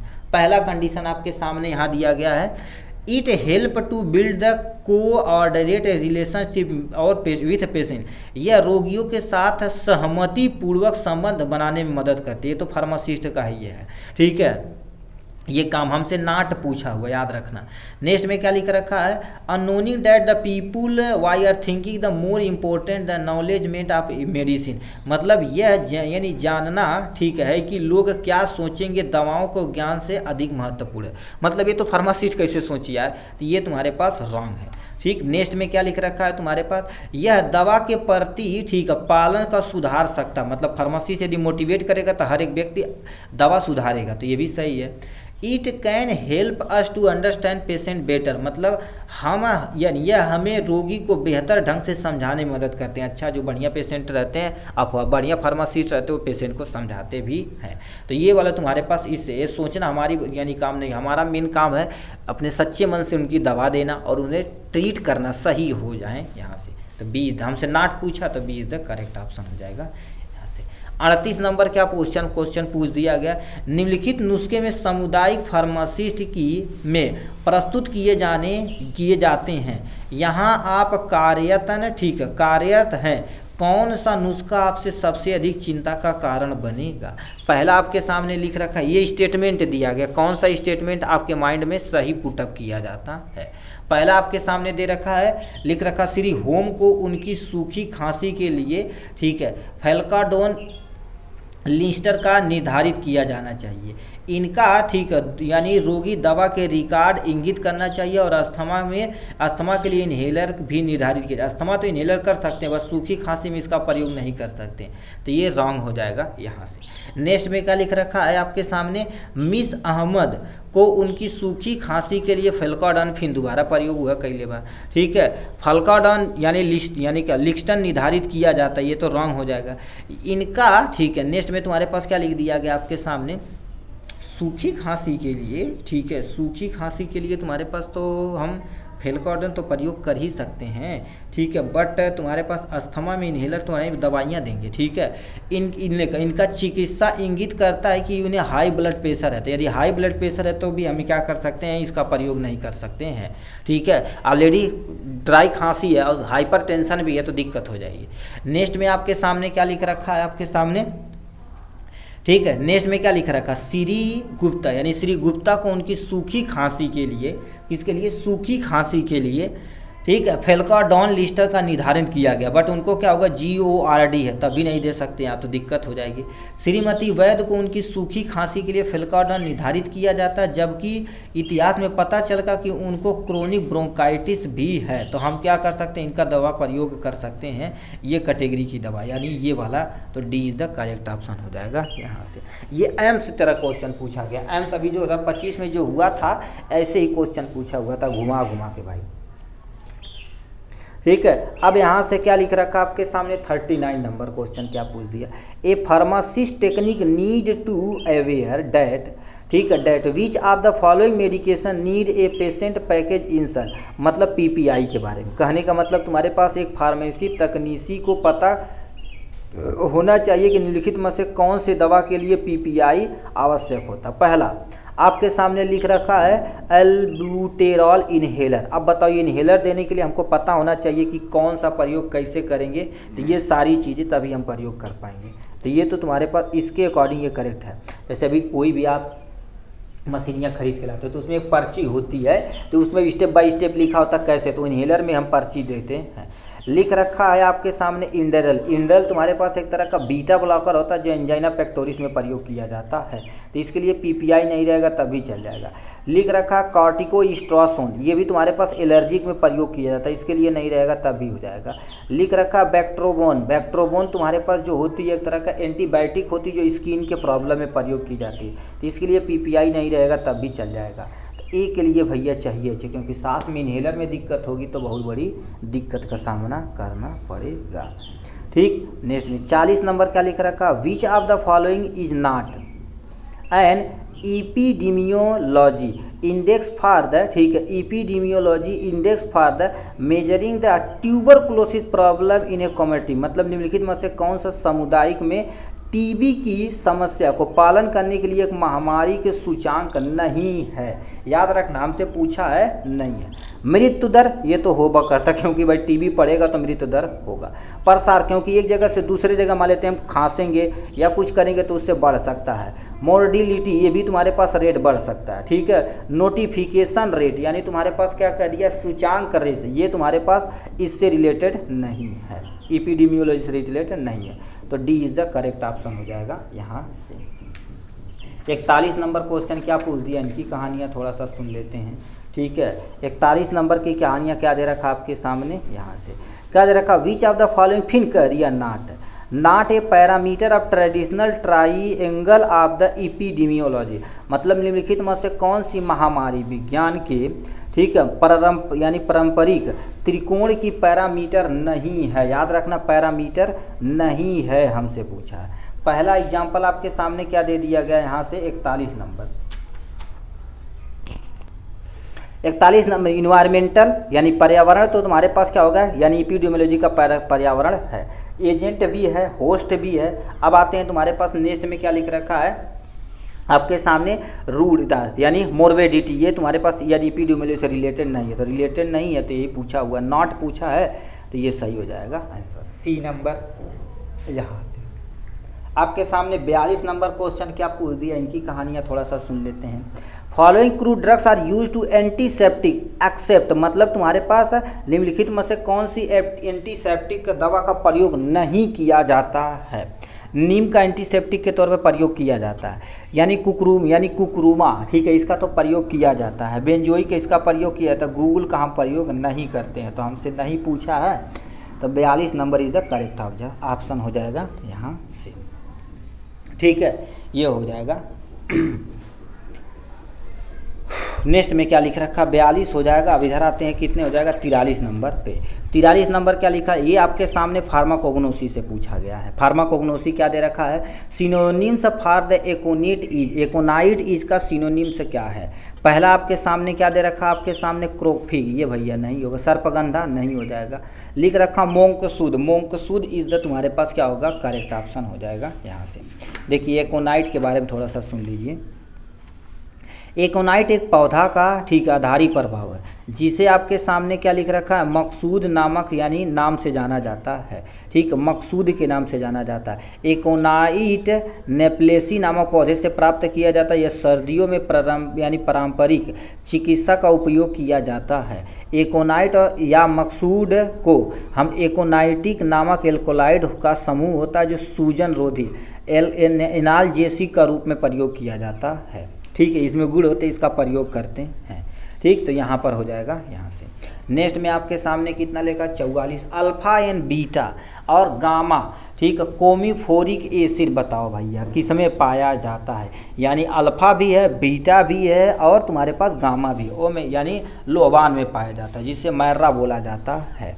ठीक, तो यानी मैर्रा। अब इसमें तुम्हारे पास देखो साफ साफ लिख रखा, क्या हो गया, लोहबान, जिसको हम क्या बोलते हैं, फ्रैंकिनेसी कॉम्बीफेरा ट्री से प्राप्त किया जा, एक राल है। ठीक है, कॉम्बीफ्लाम के वो, ठीक, लोहबान के बारे में जाने, छोड़ जलाते हैं तो चिपचिपा निकलता है। इसमें कॉम्बीफोरी एसिड नामक यौगिक का एक समूह है। अल्फा बीटा गामा कॉम्बीफोरी एसिड शामिल है। यह यौगिक लोहबान के सूजन रोधी तथा तुम्हारे पास रोगाणु रोगी के गुणों के लिए की जिम्मेदारी हो। लोहबान का उपयोग सदियों से पारंपरिक चिकित्सा में दर्द, सूजन और संक्रमण सहित कई स्थितियों में इलाज किया जाता है। ठीक है, मान लेते हैं आपको क्या हो गया, दर्द हो रहा है, सूजन होगा तो लोहबान यानी मैर्रा का प्रयोग करेंगे तो उसे सही किया जा सकता है। ये हो गया। 45 नंबर क्या क्वेश्चन पूछ दिया है, यहाँ पर आ जाते हैं। 45 नंबर क्वेश्चन क्या पूछ दिया है, an organ that is not a component of urinary system. Urinary system मतलब पेशाब करने में कौन तुम्हारे पास नहीं है। यदि हम बनाए तो ये आपके सामने किडनी हो जाएगी। किडनी से निकलने वाले आपके सामने ये तुम्हारे पास, किडनी को ढंग से थोड़ा सा बनाओ, ये पेशाब की नली हो जाएगी आपके सामने, पेशाब की थैली बाहर यूरेथ्रा आके ओपन होगा। तो यहाँ पर क्या लिख रखा आपके सामने, यूरेटर, तो इसको तो यूरेटर बोलेंगे, यूरिनरी ब्लैडर इसको बोल देंगे, यूरेथ्रा बाहर वाले को। तो ये तीनों पेशाब में से कहाँ है, बट एड्रीनल ग्लैंड इसी के ऊपर पाया जाता है, फ्लाइट यानी एड्रीनल हार्मोन निकालता है, एड्रीन हार्मोन निकालता है जो फाइट और फ्लाइट हार्मोन के नाम से जाना जाता है। ठीक है, तो ये तुम्हारे पास करेक्ट हो जाएगा, हमसे नाट पूछा है तो करेक्ट हो जाएगा यहाँ से। अब GFR इक्वल टू, GFR मतलब होता क्या, याद रखना, GFR मतलब ब्लड में से हम क्या कर देते, दो चीज़ निकालते हैं। सबसे पहले ब्लड सेल, जैसे तुम्हारे पास ब्लड में से क्या निकालते हैं हम, प्लाज्मा निकालते हैं। ठीक है, प्लाज्मा निकालते हैं, ब्लड सेल में तुम्हारे पास RBC, WBC और आपके सामने प्लेटलेट्स, ये प्लेटलेट्स, ये तीनों निकाल दे तो ग्लूमेरुलर फिल्ट्रेशन के बराबर होता है। तो सीरम प्लाज्मा, प्रोटीन प्लाज्मा, यहाँ पर क्या होगा, ब्लड में से RBC माइनस में WBC, यहाँ पर प्लाज्मा तो लो, प्लाज्मा प्रोटीन यहाँ दिया गया है, तो यानी D is the correct option हो जाएगा यहाँ से। फिर दे रखा भैया वही यानी 47 नंबर, इनुलिन एक तरह का पॉलीसेकेराइड होता है। Inulin clearance is a measure by, बताओ किससे तुम्हारे पास है, कैसे तुम जान सकते हो कि ये क्लियरेंस मेजर किया जाता है। जैसे पेशाब निकालें तो इनुलिन नहीं आ रहा, यानी पॉलीसेकेराइड नहीं आएगा, तुम कैसे जानोगे।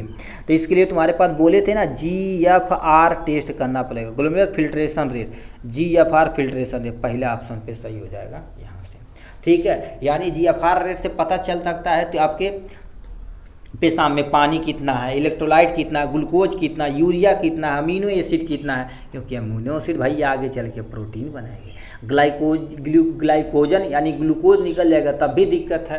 ठीक है, तो जो पेशाब निकलता है तो उसमें 95% आपके सामने क्या होगा, वाटर होता है, 2% आपके सामने यूरिक एसिड होता है और 2% आपके सामने क्या हो जाता है, यानी यूरिक एसिड होता है आपके सामने, 2% यूरिया होता है, 1% अन्य पदार्थ होता है। तो GFR is the correct option हो जाएगा यहाँ से। नेक्स्ट क्वेश्चन, ये भी अच्छा क्वेश्चन पूछा है, what is the name of the connective tissue join muscle to the bone. अब इनकी कहानियाँ सुनिए यहाँ से। मान लेते हैं आपके सामने, ये आपके सामने एक बोन, या आपके सामने दूसरी बोन, बोन से जो बोन का अटैच करता है, ठीक है, बोन से बोन अटैच करता है उसे लिगामेंट बोलते हैं, या लाई लिख देना, लिगामेंट बोन से बोन अटैच करना, BLB, बोन से बोन अटैच करता है आपके सामने लिगामेंट। अब इसके ऊपर मसल होता है, तो जो मसल होता है, मसल क्या कर देता है, टेंडन और बोन से, यानी मसल को बोन से अटैच करने की जिम्मेदारी किसकी होती है, टेंडन, T से टेंडन होता है।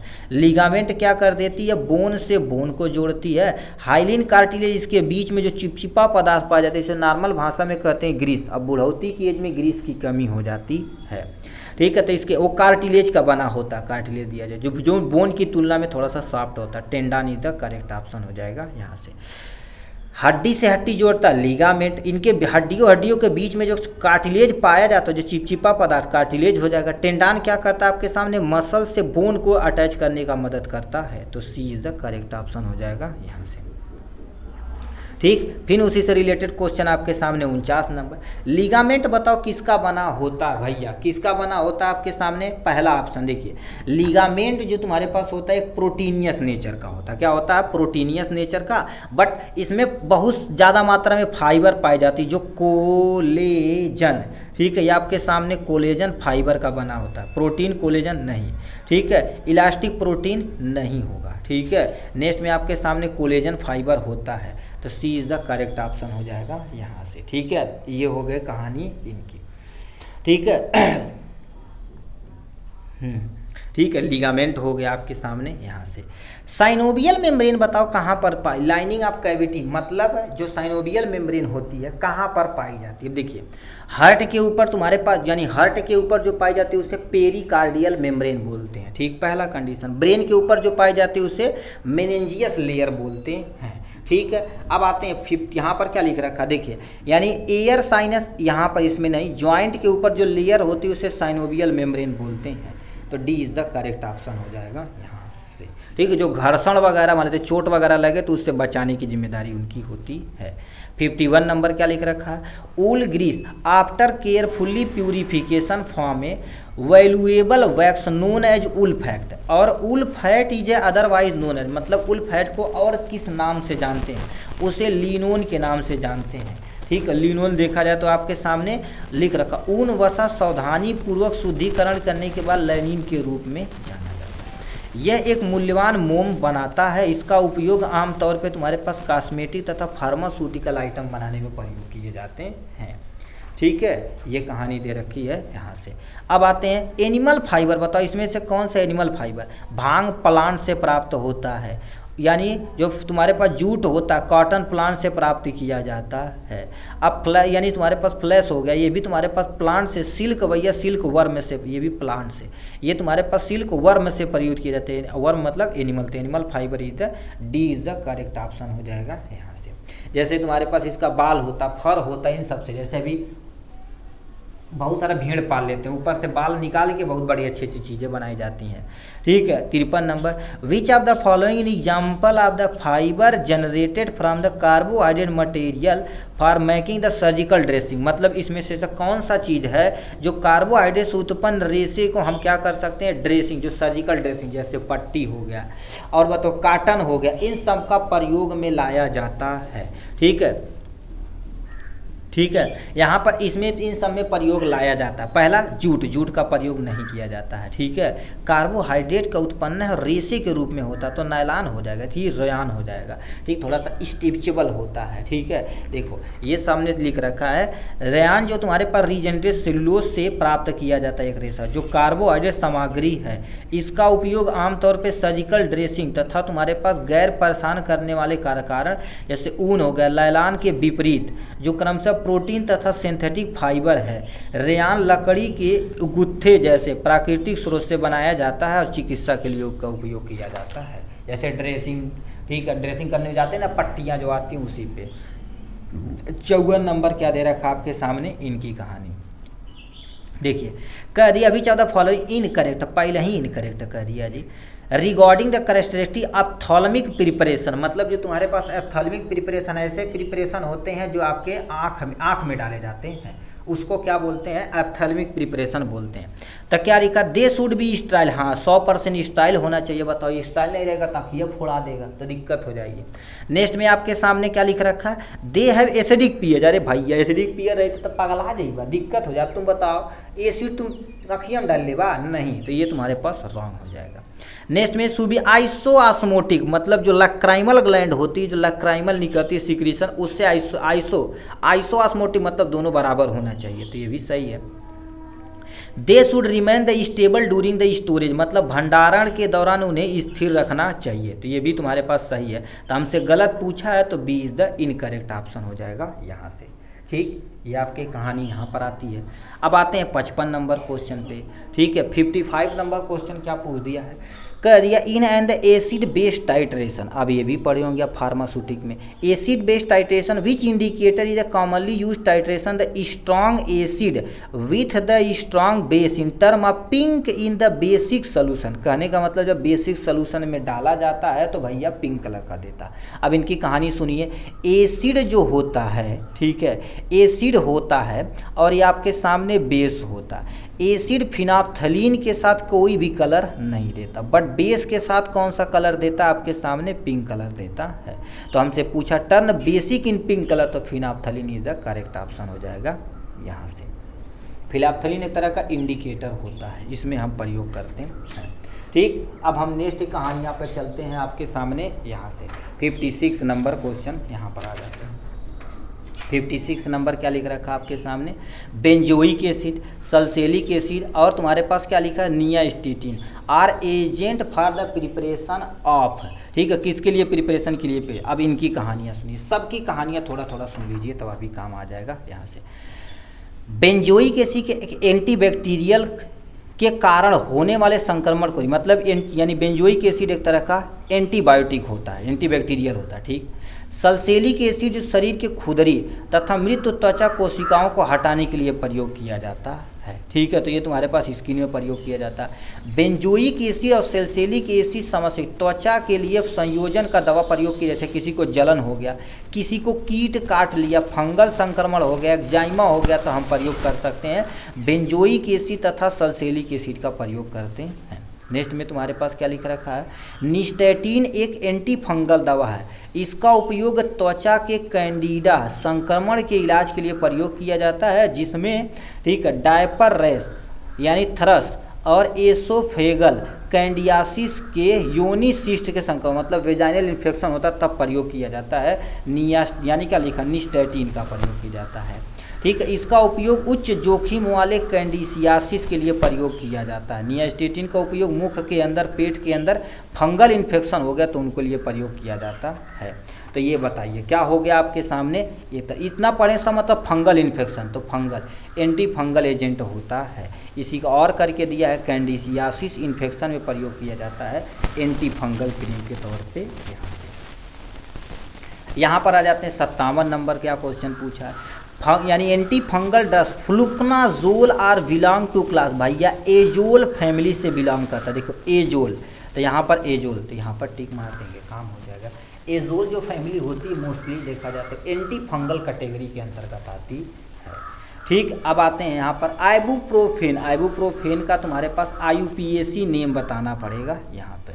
अब आपको बता देने हैं एस्प्रिन हो गया, पैरासीटामॉल हो गया, इन सब का थोड़ा थोड़ा IUPAC नाम, स्ट्रक्चर वगैरह जरूर देख लीजिएगा। क्योंकि एग्जाम के पॉइंट ऑफ व्यू से ये क्या होते हैं, बहुत ही इम्पोर्टेंट होते हैं।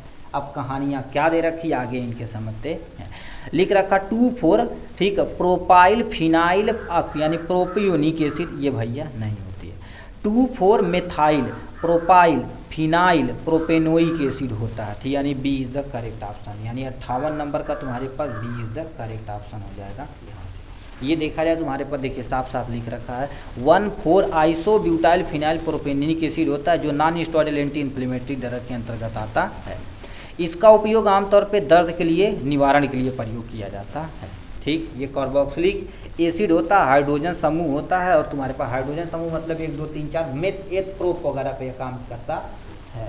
ठीक है, कितना हो जाएगा 59 नंबर, क्या लिख रखा है, which of the following example of poly nuclear hydrocarbon, मतलब इसमें से कौन सा एग्जाम्पल है जिसमें तुम्हारे पास क्या लिखा, पॉली न्यूक्लियर हाइड्रोकार्बन का उदाहरण है।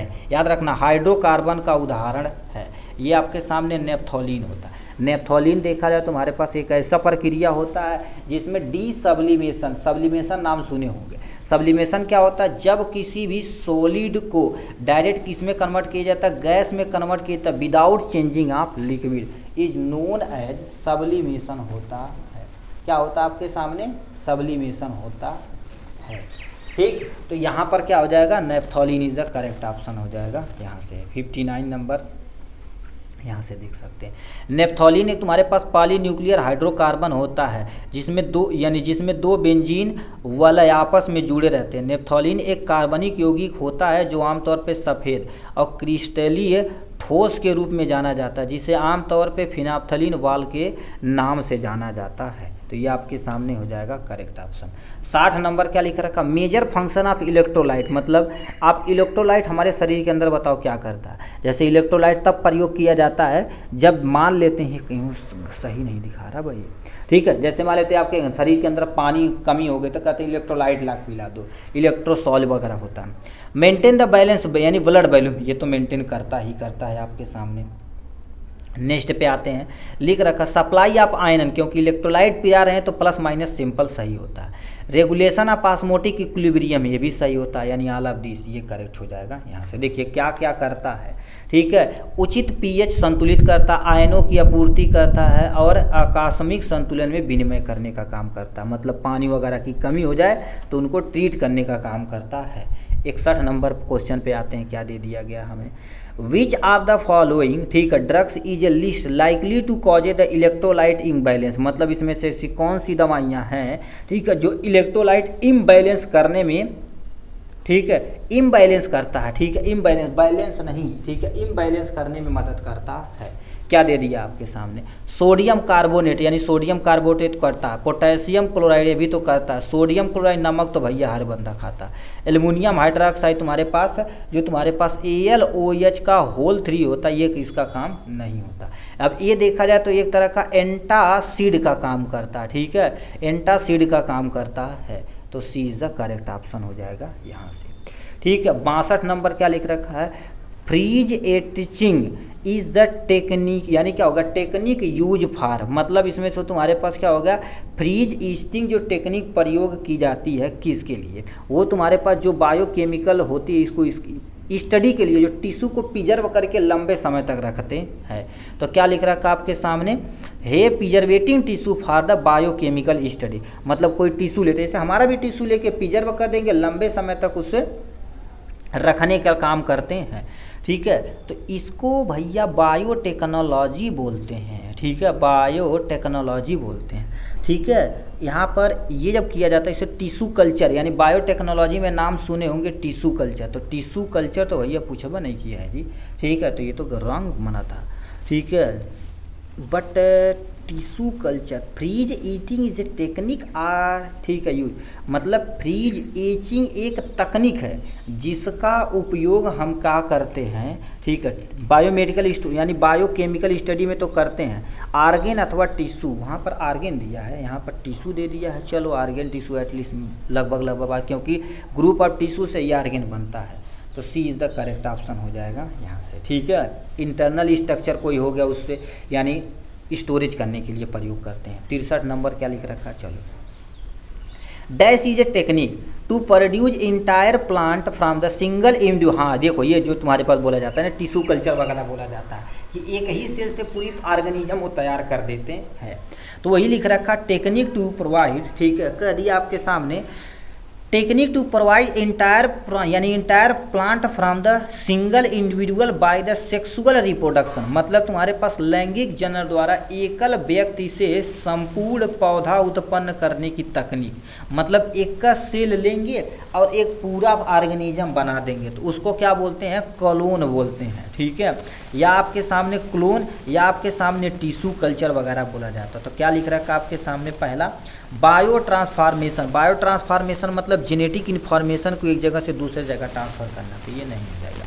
इमोबलाइजेशन मतलब स्थिरीकरण करना, लिख रखा सोमा क्लोन, मतलब इसमें क्लोन का क्या कर देते हैं, सेम टू सेम बॉडी बनाते हैं, तो ये भी रॉन्ग हो जाएगा, ठीक है। यहाँ क्लोनल कॉर्पोरेशन, तो यानी D is the correct option हो जाएगा, ये मोस्टली प्लांट वाले के किया जाता है। क्लोनल प्रिपरेशन एक तरह का माध्यम होता है जो सेक्सुअल रिप्रोडक्शन द्वारा एकल व्यक्ति से संपूर्ण पौधा उत्पन्न किया जा सकता है। क्लोनल प्रोपगेशन वनस्पति में यानी वेजिटेटिव रिप्रोडक्शन में सबसे ज़्यादा प्रयोग किया जाता है, बहुमुखी विधि होती है। इसमें क्या कर देते हैं, कृषि के क्षेत्र में आप देखेंगे वो गन्ना उन्ना देखेंगे, छोटा छोटा टुकड़ा काट के उससे नया प्लांट बनाया जाता है, ठीक है। इसमें सबसे बागवानी वगैरह में प्रयोग किया जाता है, क्यों, क्योंकि स्टार्टिंग में रोग लगने का चांस ज़्यादा बढ़ जाता है, भन्न से बड़ा कर देंगे तो काम इजीली हो जाएगा, ठीक है।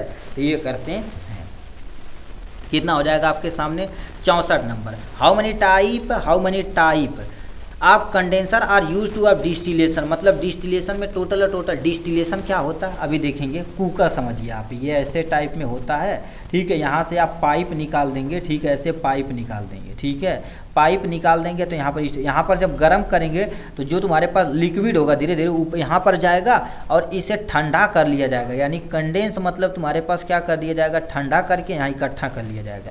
तो इसमें कितने तरह के तुम्हारे पास कंडेंसर होता है, टोटल 3 तरह के कंडेंसर का प्रयोग किया जाता है। अब वो भी कौन कौन प्रयोग किया जाता है, यहाँ से थोड़ा सा सुन लीजिए। देखिए लिख रखा कॉइल कंडेंसर जो घुमावदार होता है यानी कुंडलित होता है। एक आपके सामने लाइबिक कंडेंसर होता है जो जल उसमें जल भरा होता है, क्योंकि जाएगा तुरंत ठंडा हो जाएगा। एलिहन कंडेंसर जो बल्ब के एक श्रृंखला के एक दूसरे संग्रहित में प्रयोग किया जाता है। तो इन चीज़ों में हम प्रयोग करते हैं। 65 नंबर क्या लिख रखा, ammonium chloride is a purify भाई, मतलब अमोनियम जो क्लोराइड होता है भैया डिस्टिलेशन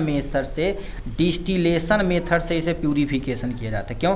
क्योंकि तुम्हारे पास अमोनियम क्लोराइड किस में होता है गुरुदेव, सॉलिड में होता है। इसको गर्म करेंगे भरने से क्या हो जाएगा आपके सामने, gas without changing of liquid state, ठीक है। तो यानी फिल्ट्रेशन, डिस्टिलेशन, यानी तुम्हारे पास क्या लिखा, डिस्टिलेशन, या तुम्हारे पास फ्रैक्शनल डिस्टिलेशन, सब्लिमेशन, तो D is the correct option हो जाएगा यहाँ से। ये आरआरबी अभी रेलवे ग्रुप जो डी वाला एग्जाम यानी एग्जाम हुआ था उसमें ये क्वेश्चन पूछा हुआ था कि अमोनियम क्लोराइड को किस मेथड से प्यूरिफिकेशन किया जाता था, ठीक। तो उसमें डी ये दिया था सब्लिमेशन, इवोपरेशन, कंडेंसेशन, और तुम्हारे पास क्या कर दिया गया था, फ्रीजिंग। ये 3-4 पॉइंट पूछा हुआ, तो sublimation is the correct option हो जाएगा यहाँ से, ठीक है। 66 नंबर क्या होगा, which one is not A gelling agent, मतलब इसमें से तुम्हारे कौन सा जेलिंग एजेंट नहीं है, ठीक है। एजेंट नॉट हमसे पूछा, मेथाइल सेल्यूलोज जेलिंग एजेंट के तौर पर प्रयोग किया जाता है, ठीक। जेलिंग एजेंट के तौर पे इसका तो प्रयोग किया ही जाता है। कार्बामोर का इसका जेलिंग एजेंट किया जाता है। पेक्टिन का भी जेलिंग एजेंट किया जाता है, यानी डाई कैल्शियम फास्फेट, इसका हम जेलिंग एजेंट के तौर पर प्रयोग नहीं करते हैं। तो हमसे नहीं पूछा है तो D is the correct option हो जाएगा यहाँ से। देखिए लिख रखा आपके सामने, die calcium phosphate gelling agent नहीं है। इसका उपयोग मुख्य रूप से टैबलेट फार्मूलेशन में मंदक के रूप में प्रयोग किया जाता है, जो पोषण संबंधी पूर्वक कैल्शियम तथा फास्फेट स्रोतों के रूप में होता है, जो जेली गुण इसमें नहीं होता है, ठीक है। यानी तुम्हारे पास मंदक, यानी तुम्हारे पास स्लो रिएजेंट के तौर पे प्रयोग किया जाता है कि धीरे धीरे डिजॉल्व हो।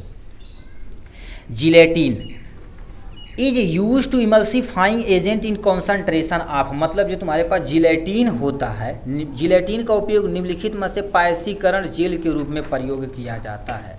1% रहेगा तब भी काम चल जाएगा, तो यानी 1% इज द करेक्ट ऑप्शन हो जाएगा यहाँ से। देखिए साफ साफ लिखा है, जिलेटिन का उपयोग 1% जितनी कम सांद्रता पर पायसीकरण जेल इमल्सिफाइंग एजेंट के रूप में प्रयोग किया जाता है। इस सांद्रता पर जिलेटिन फैले हुए चरण के चारों ओर एक पतली फिल्म बनाकर इंटरफेसियल तनाव, ठीक है, कम करती है और संलयन को रोककर इमल्सन के रूप में स्थिर रखती है। तो इसका gelatin 1% is the correct option हो जाएगा यहाँ से। नेक्स्ट पे आपके सामने 68 नंबर क्वेश्चन क्या दे दिया गया है, यहाँ से आ जाते हैं। विच ऑफ द फॉलोइंग यानी compound is not A antioxidant. Antioxidant की कहानियाँ थोड़ा सा सुन लीजिए। एंटीऑक्सीडेंट क्या होता है, एंटीऑक्सीडेंट होता क्या है, जैसे ये मान लेते हैं आपके सामने होता क्या है। यहाँ से एक हमने पैकेट बनाया और इसमें हमने क्या कर दिया, फॉर एग्जांपल जूस रख दिया। तो ये बताओ ऑक्सीजन जब जाएगा तो इस जूस को थोड़ी समय के बाद इसे रैंसिडिटी यानी ऑक्सीडेशन प्रोसेस हो गई, इससे गंध तथा स्वाद वगैरह में परिवर्तन कर देगा। हाँ सर, परिवर्तन कर देगा। तो इसमें कौन सा एंटीऑक्सीडेंट मिलाया जाए, ठीक है, जो इसको रोकने का काम करता है। तो इसमें कह दिया कौन सा एंटीऑक्सीडेंट नहीं है। मोस्टली देखा जाए सुने होंगे ब्यूटाइल हाइड्रोक्सिक टॉलिवन, ब्यूटाइल हाइड्रोक्सिक एनिसॉल, ये खाने वाले आइटम में सबसे ज़्यादा एंटीऑक्सीडेंट के रूप में मिलाया जाता है। तो इसमें सल्फर डाइऑक्साइड एंटीऑक्सीडेंट है, ठीक। अब तुम्हारे पास H3PO यानी PO2 ये भी एंटीऑक्सीडेंट है। सबसे स्ट्रांग भैया ये भी तुम्हारे पास क्या हो जाएगा, यानी एंटीऑक्सीडेंट है। नाइट्रोजन एक एंटीऑक्सीडेंट के तौर पर प्रयोग नहीं किया जाता है। इसको प्रयोग करना तो अलग से प्रयोग कर सकते, खाद वाले आइटम जैसे चिप्स वगैरह में प्रयोग किया जाता है। तो यानी तुम्हारे पास क्या हो जाएगा, यानी D is the correct option हो जाएगा यहाँ से, ठीक है। ये आप सामने देख सकते हैं यहाँ से। KMnO4 एक ऑक्सीडाइंग एजेंट है। हमसे पूछा एंटीऑक्सीडेंट एजेंट नहीं, यार तू कहाँ भागा ताड़े मर दे, ठीक है। यहाँ पर हो जाएगा यहाँ से। 69 नंबर क्या लिख रखा, विच ऑफ द फॉलोइंग, ठीक है, which of the following the pharmaceutical aid of natural origin belong to class of thickening agent, मतलब तुम्हारे पास ऐसे कौन सा इसमें है, प्राकृतिक मूल निम्नलिखित में से कौन सा फार्मास्यूटिकल सहायक गाढ़ा करने के एजेंटों के रूप में प्रयोग किया जाता है। अब आपके माइंड में भनने से आएगा हनी। हनी का प्रयोग हम नॉर्मल एक वेस्कोसिटी के रूप में प्रयोग करते हैं, बट यहाँ पर फार्मास्यूटिकल सहायक के रूप में इसका प्रयोग नहीं किया जाता। इसमें ट्रैगाकैंथ का प्रयोग किया जाता है। देखिए साफ साफ लिख रखा है, ट्रैगाकेंथ तुम्हारे पास एस्ट्रेलोगैलस पौधे से यानी कुछ प्रजातियों से रस से प्राप्त किया जाता है, प्राकृतिक गाढ़ा करने वाला एजेंट है। इसका उपयोग तुम्हारे पास आमतौर पे फार्मास्यूटिकल फार्मूलेशन जैसे तेल हो गया, क्रीम हो गया, निलंबन हो गया में स्टेबलाइजर तथा इमल्सीफायर तथा गाढ़ा करने के रूप में प्रयोग किया जाता है। 70 नंबर कहानी क्या दे दिया गया, यहाँ पर चलते हैं। मेरास्मस, अब भैया ये तो बहुत अच्छा क्वेश्चन है, एक को हम नहीं बताएंगे भैया, आप कमेंट बॉक्स में इसको लिख के दिखाओ, हम नहीं बताए। मेरास्मस बताओ, ठीक है। मेरास्मस और एक सुने होंगे क्वासिकर, दो तरह की बीमारी होती, किसकी कमी से होती है? अब आपके सामने पहला फैट एंड प्रोटीन की कमी से होती है, चलो इसको हम काट देते हैं, ठीक है, एक एक काटते हैं, आपको बताना है। दूसरा आपके सामने क्या दे रखा है, आपके सामने फैट एंड कार्बोहाइड्रेट डिफिशियंसी, तो यहाँ पर प्रोटीन नहीं है तो भैया इसको काटा। अब इन दोनों में से आप कमेंट बॉक्स में लिखाइए कौन सा ऑप्शन सही है। मेरास्मस किसकी कमी से होने वाला बीमारी है, ठीक है। मेरास्मस एक तरह की बीमारी होती है, किसकी कमी से होती है? प्रोटीन एंड कार्बोहाइड्रेट डिफिशियंसी या ओनली प्रोटीन, इसी कमी से। और एक और होता है, ठीक है, बताते हैं, क्वासिकर। अब कमेंट बॉक्स में दोनों में से बताइए, देखो कौन लिख के दिखाते हैं। इधर आपके भैया फार्मा वाला पोर्शन एटलीस्ट पूरी तरह से ख़त्म हो चुका है। अब इधर हम तेज़ी से चलते हैं। इधर जितना भी क्वेश्चन रहेगा, जैसे 10 नंबर तुम्हारे पास क्या रहेगा, जनरल साइंस, यानी जो 9-10 में आप पढ़े होंगे, ठीक। उसके बाद 10 नंबर तुम्हारे पास इतिहास भूगोल, पहाड़ वहाड़ के बारे में पूछी, मंत्री अनुच्छेद वगैरह, इतिहास वगैरह के बारे में पूछी। और 10 क्वेश्चन क्या होगा, ठीक है, 10 में से 5-5 रीजनिंग पूछी। रीजनिंग मतलब थोड़ा सा तार्किक टाइप में, जो गोला वाला बना के दिया रहेगा, और मैथ पूछेगा। तो चलिए, पहला क्वेश्चन पूछा, चिकन पॉक्स से जो वायरल कारण क्या होता है? मतलब चिकन पॉक्स काजिटिव एजेंट तुमको बताना। अब चिकन पॉक्स का काजिटिव एजेंट बताओ क्या है, ठीक है, यानी वर्सेला जोस्टर नामक एक तुम्हारे पास उससे होता है वायरस, उससे। तो लिख रखा वेस्ट नाइलन होता है, यानी वर्सोला जोस्टर, पूरा नाम लिखा, केवल वर्सोला पूछा हुआ, तो वर्सोला इज द करेक्ट आंसर हो जाएगा यहाँ से। स्मॉल पॉक्स के बारे में, जिसे गांव में चेचक यानी छोटी माता के नाम से जानते हैं। 72 नंबर, निम्नलिखित में से कौन सा एक प्रजनन कोशिका है? प्रजनन कोशिका, WBC प्रजनन कोशिका नहीं है, RBC प्रजनन कोशिका नहीं है, लिम्फोसाइट भी तुम्हारे पास नहीं है। गैमिट मतलब युग्मक को हम क्या बोलते हैं, गैमिट बोलते हैं। अब गैमिट में तुम्हारे पास एक मेल होना चाहिए, दूसरा फीमेल होना चाहिए। इनसे जब बनेगा तो तुम्हारे पास गैमिट बन के तैयार होगा फर्टिलाइजेशन के बाद। 73 नंबर, फेफड़ों में श्वसन का आदान प्रदान कहाँ पर होता है? यदि आप फेफड़े की कहानी पढ़े होंगे तो ये आपके सामने इधर चला आता है, ठीक है, ये आपके सामने इधर चलाएगा। तो यहाँ पर क्या होती है, ये तुम्हारे पास विंड पाइप होती है, ब्रोंक्यूल होता है, आगे चल के गुच्छेदार संरचना बनाती है, जिसे अल्बुलाई बोलते हैं, एल्बुलाई बोलते हैं। एल्बुलाई में गैस का एक्सचेंज होता है, कि ऑक्सीजन हमारे ब्लड में चला जाता है, कार्बन डाइऑक्साइड हमारे एल्बुलाई में दोबारा वापस चल के शरीर से बाहर चला जाता है। तो कुपिका यानी एल्बुलाई इज द करेक्ट ऑप्शन हो जाएगा यहाँ से। 74 नंबर क्वेश्चन क्या पूछ दिया, निम्नलिखित में से कौन सा रोग अनुवांशिकी, ठीक है, एंजाइम के कारण से होने वाला बीमारी है? पहला दे रखा है, इसको छोड़ देते हैं, एनीमिया, आयरन की कमी से होने वाली बीमारी है। कैंसर देखा जाए तो कई कारण से होता है। रतौंधी देखा जाए तो विटामिन ए की कमी से होता है, यानी थैलेसीमिया जो होता है तुम्हारे पास, ये जेनेटिक बीमारी है। तो ए इज द करेक्ट ऑप्शन हो जाएगा यहाँ से। देखिए साफ साफ लिख रखा है, थैलेसीमिया एक अनुवांशिक विकार है, यह बच्चों से माता यानी बच्चों को माता पिता से अनुवांशिकी तौर पर मिलने वाला रक्त रोग है। इसमें थैलेसीमिया ऑटोसोमल अप्रभावी अनुवांशिक बीमार है। यह तब होता है जब जनक में संतति से भी तभी प्रवेश करता है जब दोनों जनक वाहक होते हैं, मतलब माता और पिता दोनों जब यानी वाहक होंगे तो एक पीढ़ी से दूसरी पीढ़ी में जाएगा, नहीं तो एक में सप्रेस कर देगा। ठीक है, हवा गर्म, ठीक है, गर्म हवा के गुब्बारे जिसे हॉट बैलून बोला जाता है, जो बड़े बड़े होते हैं ऐसे देखेंगे, ठीक, उड़ते हैं, ठीक है, ऐसे देखे होंगे, यहाँ पर बैठे रहते हैं, वो सीधे सुने होंगे। हॉट बैलून कौन सी गैस प्रयोग की जाती है? प्रोपेन का प्रयोग किया जाता है, क्योंकि जो जितनी भी गर्म गैस रहेगी, ठीक है, वो गर्म गैस ऊपर की तरफ भागती है और ठंडी हवा नीचे की तरफ भागती है। तो propane is the correct option हो जाएगा यहाँ से। अब यहाँ पर आ जाते हैं, जल की कठोरता को यानी दूर करने के लिए किसका प्रयोग करते हैं? सर्फ यानी वॉशिंग पाउडर, निरमा, धावन सोडा। ठीक है, धावन सोडा तुम्हारे पास क्या होता है, Na2CO3 और 10H2O होता है, याद रखना 10H2O होता है। धावन soda is the correct option. साधारण नमक NaCl जो घर पे प्रयोग करते हैं, विनेगर CH3COOH, ये तो सिरका होता है। प्यूपी का नाम सुने होंगे, जिसे प्लास्टर ऑफ पेरिस कहा जाता है, जिसका फार्मूला क्या होता है, SO4 और आधा H2O होता। हेमी हाइड्रेट इसको बोलते हैं। घर में डिजाइन वगैरह बनाने के लिए, मूर्ति बनाने के लिए इन सब का प्रयोग किया जाता है। तो धावन soda is the correct option हो जाएगा यहाँ से। ठीक, A is the correct option हो जाएगा यहाँ से। अब 9th वाले क्वेश्चन से पूछा है, देखिए 77 नंबर क्लास कक्षा 9 से पूछा।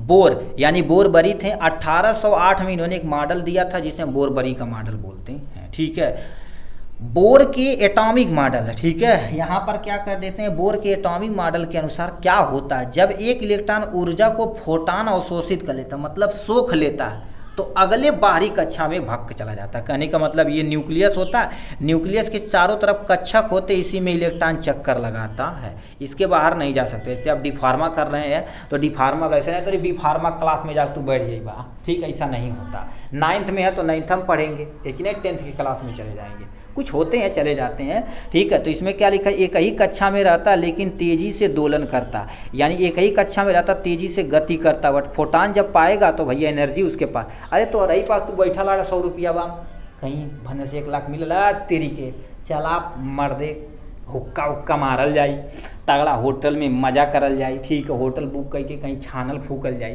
तो इस टाइप से होता। उस तरह से इलेक्ट्रॉन होता, जब एनर्जी पाएगा तो कूद के भरने से दूसरे ऊर्जा में चला जाएगा। अब जब पैसा ख़त्म तो यहाँ पर दोबारा शांति हो जाएगा। इलेक्ट्रॉन उसी तरह से होता है। ठीक है, तो ये अगले बाहरी कक्षा में चला जाता, उठ के भरने से दूसरे कक्षा में चला जाएगा। तो डी इज़ द करेक्ट, क्योंकि ऊर्जा अवशोषित करेगा। अभी तो रही पास बाल भर एनर्जी रहे तो रोडवा पर चलबा केहू कब है मारा 2 तमाचा मुँह फुड़िए हो, ऐसा सुनते होंगे हैं। ठीक है, मतलब तुरंत ऐठिया के चलेंगे। हाँ, पैसा रहे बल रहे तब भैया ऐसी तैसी कह देवा तू केहू का।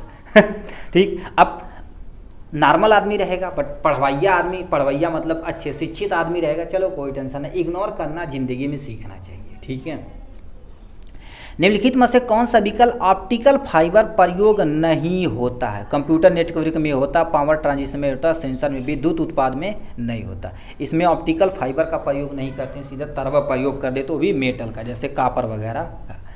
79 नंबर क्या लिखा, डैश द विचलन कोण सबसे यानी कम होता है। ये आपके सामने ऐसे आप प्रिज्म देखे होंगे। ठीक है, प्रिज्म की कहानियाँ सुनिए। जब इस पर प्रकाश डाली जाती है तो 7 कलर में ऐसे सुने होंगे कन्वर्ट हो जाती है। ठीक है, 7 कलर का हम नाम लिख देते हैं। विव ग्योर होता है। ठीक है, यह आपके सामने विव ग्योर होता है। ऊपर वाला सबसे रेड होता है, इसके बीच में सातों होता है, विव वाला सबसे। यह आपके सामने क्या होता है, वायलेट होता है। क्या होता है आपके सामने, वायलेट होता है। उसके बाद आपके सामने इंडिगो होता है। वी फॉर आपके सामने ब्लू होता है। जी से आपके सामने ग्रीन होता है, और वाई से आपके सामने येलो होता है। ठीक, ओ से आपके सामने ऑरेंज होता है, और आर से आपके सामने रेड होता है। इतना कहानी आपके सामने ही होगा। अब करिए सबसे कम विचलन होता, मतलब सबसे बताओ कम कौन मुड़ा भैया, रेड तो सबसे कम मुड़ा, सबसे ज़्यादा कहेगा तो वायलेट होगा। ठीक है, यानी बैगनी होगा। तो सबसे कम कहेगा तो किस पे टिक मार देंगे, लाल पे। अब याद रखना, अभी क्वेश्चन पूछेगा रेड सिग्नल पे, मतलब जो खतरा का सिग्नल होता है, रेड का प्रयोग क्यों किया जाता है, क्यों, क्योंकि यह रेड का विचलन कोण सबसे कम होता है, इसीलिए विचलन कोण सबसे कम होने के नाते, क्योंकि सीधे हमारी आंखों पर आके गिरता है।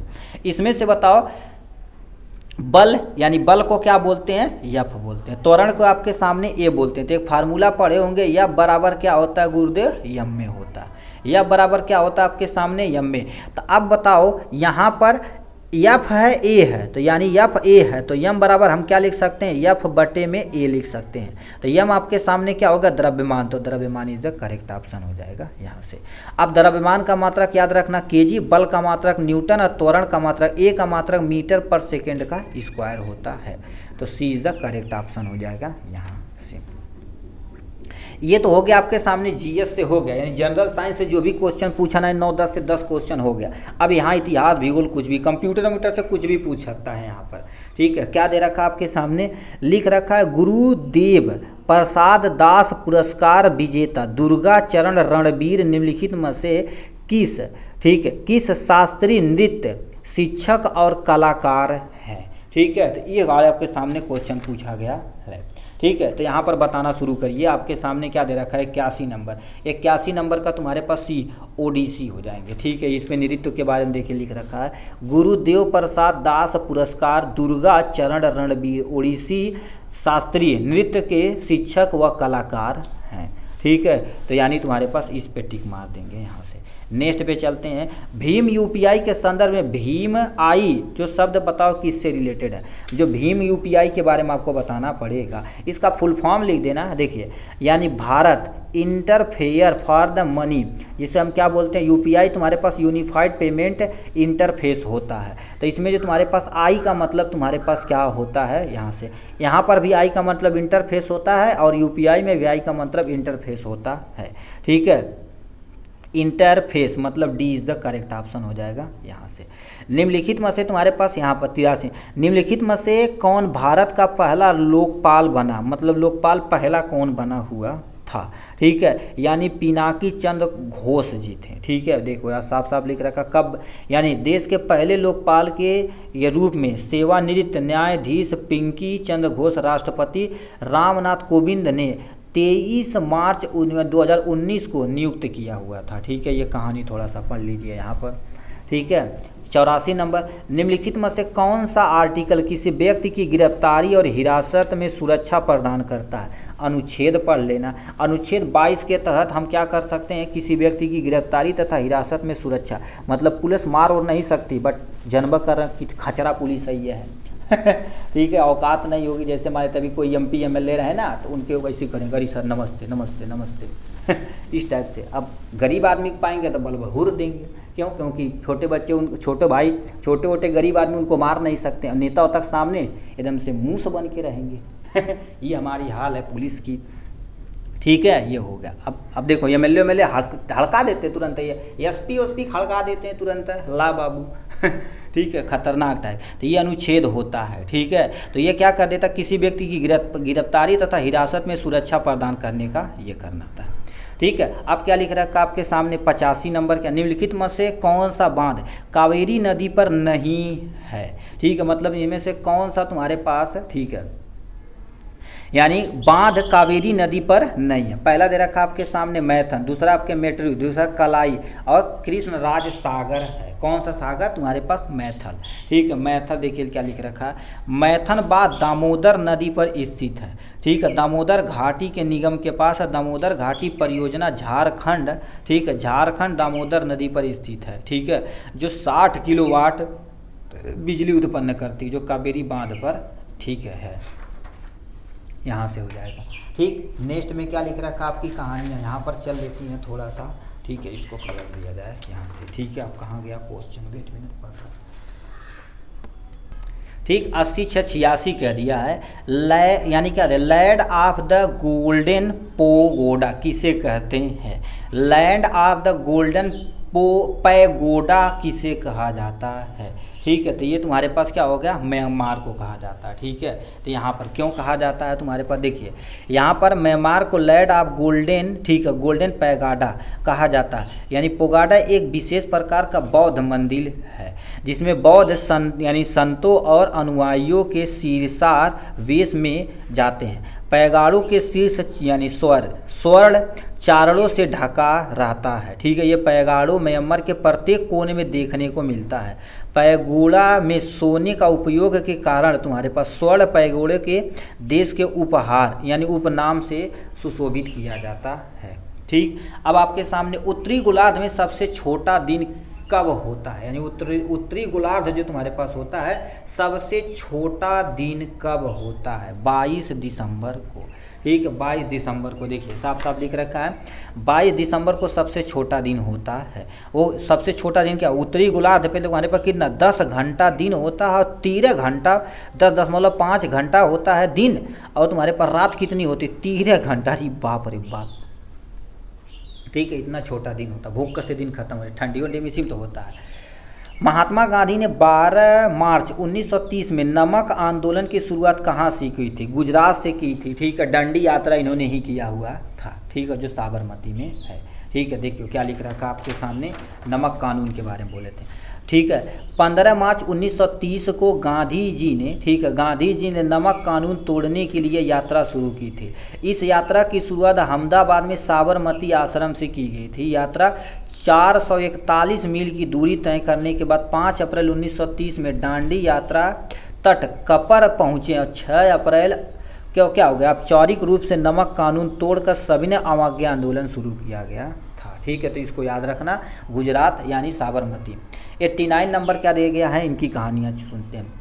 सिख धर्म के छठे गुरु निम्नलिखित में से कौन थे? मतलब सिख धर्म के सबसे छठे गुरु तुम्हारे पास कौन थे? हरगोविंद जी थे।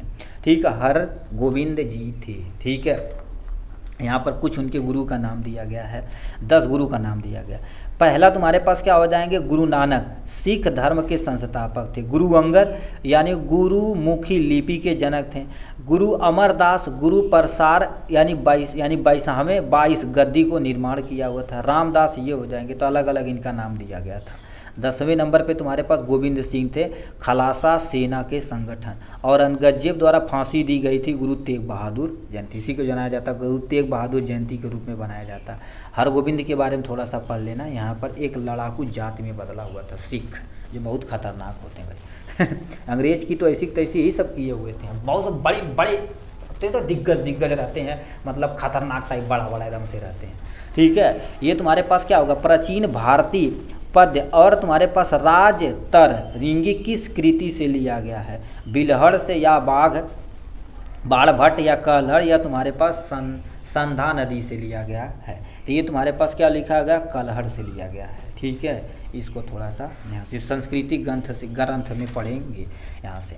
अब ये क्वेश्चन दिया गया, ली दिया काकरी प्लेट और कटोरा, यानी काकरी प्लेट यानी जो प्लेट है, कटोरा, बताइए तुम्हारे पास है किस में से कौन सा करेक्ट ऑप्शन हो जाएगा यहाँ से। अब देखिए, एक हमने क्या कर दिया, ऐसे प्लेट लिया, प्लेट के अंदर हम क्या कर सकते हैं, काकरी और प्लेट दोनों यानी कटोरा दोनों रख सकते हैं। तो एक प्लेट और उसी के अंदर दोनों, तो D is the correct option हो जाएगा यहाँ से। ठीक, नेक्स्ट पे आपके सामने क्या लिखा है, 92 नंबर क्वेश्चन पे आ जाते हैं। 92 नंबर की कहानियाँ क्या दे दी गई हैं, इनकी थोड़ा सा पढ़ लेते हैं। क्या दे दिया गया है, यहाँ चलते हैं। ठीक है, क्या दे दिया गया है, अरे इसे काकरी रखें, इसी में तुम्हारे पास क्या करें, कटोरा प्लेट दोनों रखा जा सकता है। अब इनकी कहानियाँ थोड़ा सा दी गई है। निम्नलिखित में से कौन सा तुम्हारे पास सही है? 18 और 7 दिया गया है। ठीक है, 18 और 7 तुम्हारे पास 131 दिया गया है। ठीक है, तो 18 में से 7 जाएगा तो कितना आ जाएगा, 11। तो 11 का हम मान लेते हैं, ठीक है, 121 है जी, 31 नहीं है। 11 का स्क्वायर किया जाएगा तो 121 आ जाएगा। तो मतलब इसमें से पहले माइनस करना है। अब हमको क्या करना, 42 में से ये 25 है जी, 42 में से 25 माइनस करना है। तो 42 में से माइनस 25 करना है। 42 में से 25 माइनस करेंगे तो 17 का स्क्वायर हो जाएगा। 17 का स्क्वायर 2, 8, 9 होता। तो यानी इसमें से इसको माइनस करके वापस, यानी इसमें से इसको माइनस करना है। इसमें 42 में से 25 को माइनस करना, 17 आ जाएगा। 17 का स्क्वायर करेंगे 2 यानी 289 आ जाएगा।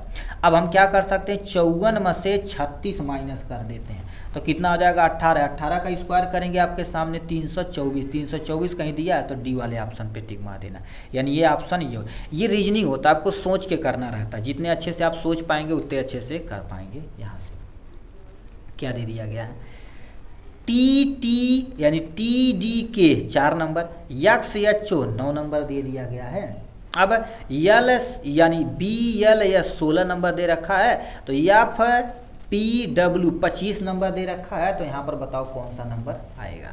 ठीक है, तो ये तुम्हारे पास 4 यानी 2 का स्क्वायर हो जाएगा, यानी 3 त्रिका 9, 3 का स्क्वायर होगा। 4 चौका 16, 4 का स्क्वायर होगा। 5वां 25, 5 का स्क्वायर हो जाएगा। तो 6 का स्क्वायर कर दो, 6 के 36, 36 है हटावा तुम। ठीक है, 36 तब गड़बड़ा गेलो है 36। अब तुम्हारे पास क्या होगा, 6 का 36, तो हमारे पास JTA यानी तुम्हारे पास ए वाला ऑप्शन सही हो जाएगा यहाँ से।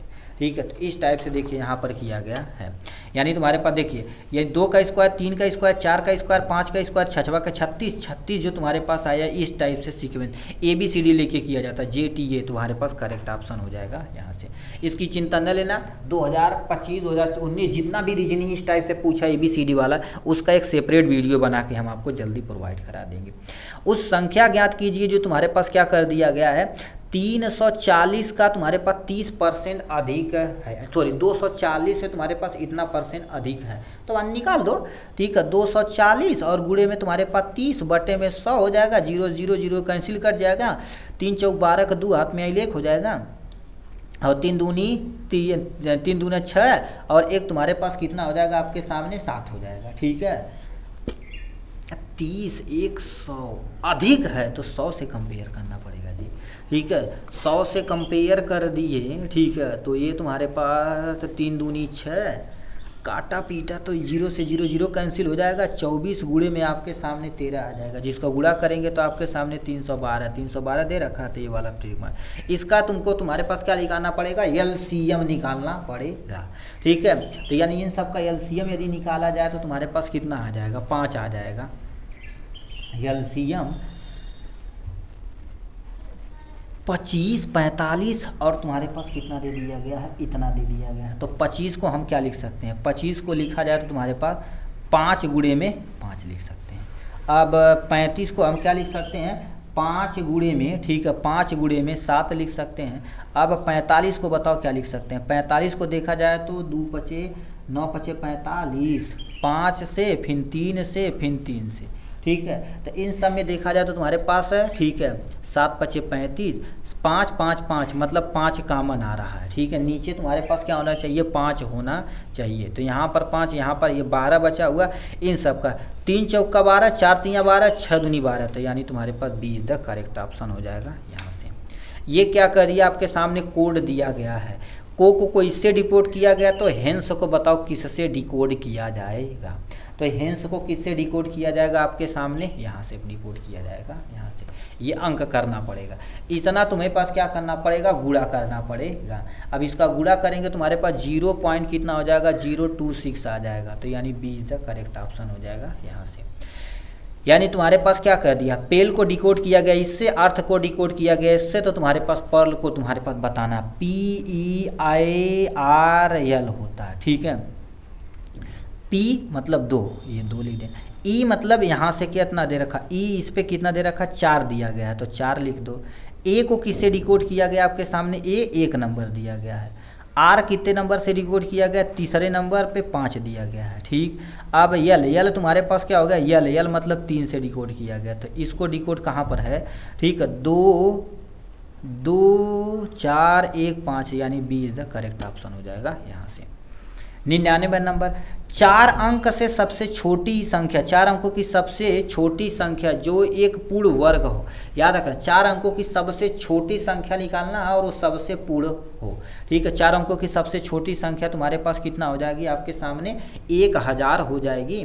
ठीक है, 1000 हो जाएगी, बट पूर्ण भी संख्या होनी चाहिए, तो इसमें क्या कर देते वो मेथड लगाते हैं। ठीक है, 3 यहाँ पर 3 तरीका आपके सामने कितना हो जाएगा, 9, 3 तरीका 9, 10 9 ये जाएगा, ये आपके सामने कितना हो जाएगा 100, फिर 3 3 कितना हो जाएगा 6 हो जाएगा। अब 2 बार करेंगे तो 2 दूनी आपके सामने 4 हो जाएगा, यहाँ नहीं करते इधर करते हैं, 2 दूनी 4 हो जाएगा आपके सामने, यहाँ पर 2 हो जाएगा, 1 हो जाएगा, तो माइनस में आपके सामने 24, इसमें ले जाके यहाँ पर कर देंगे 124, ये तुम्हारे पास करेक्ट हो जाएगा यहाँ पर।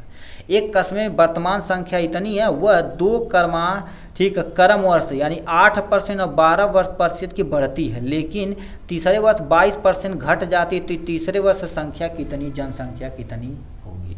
तो यहाँ पर कितना हो जाएगा, 14,700 कितना 42 जनसंख्या हो जाएगी। ठीक, इस तरह से देखा जाए तो हमने फार्मा प्लस नॉन फार्मा दोनों क्वेश्चन को एकदम अच्छे तरीके से क्लियर कर लिया है। तो चलिए आज के लिए बस इतना ही, फिर मिलेंगे नेक्स्ट वीडियो में नेक्स्ट टॉपिक के साथ, तब तक के लिए bye bye and take care.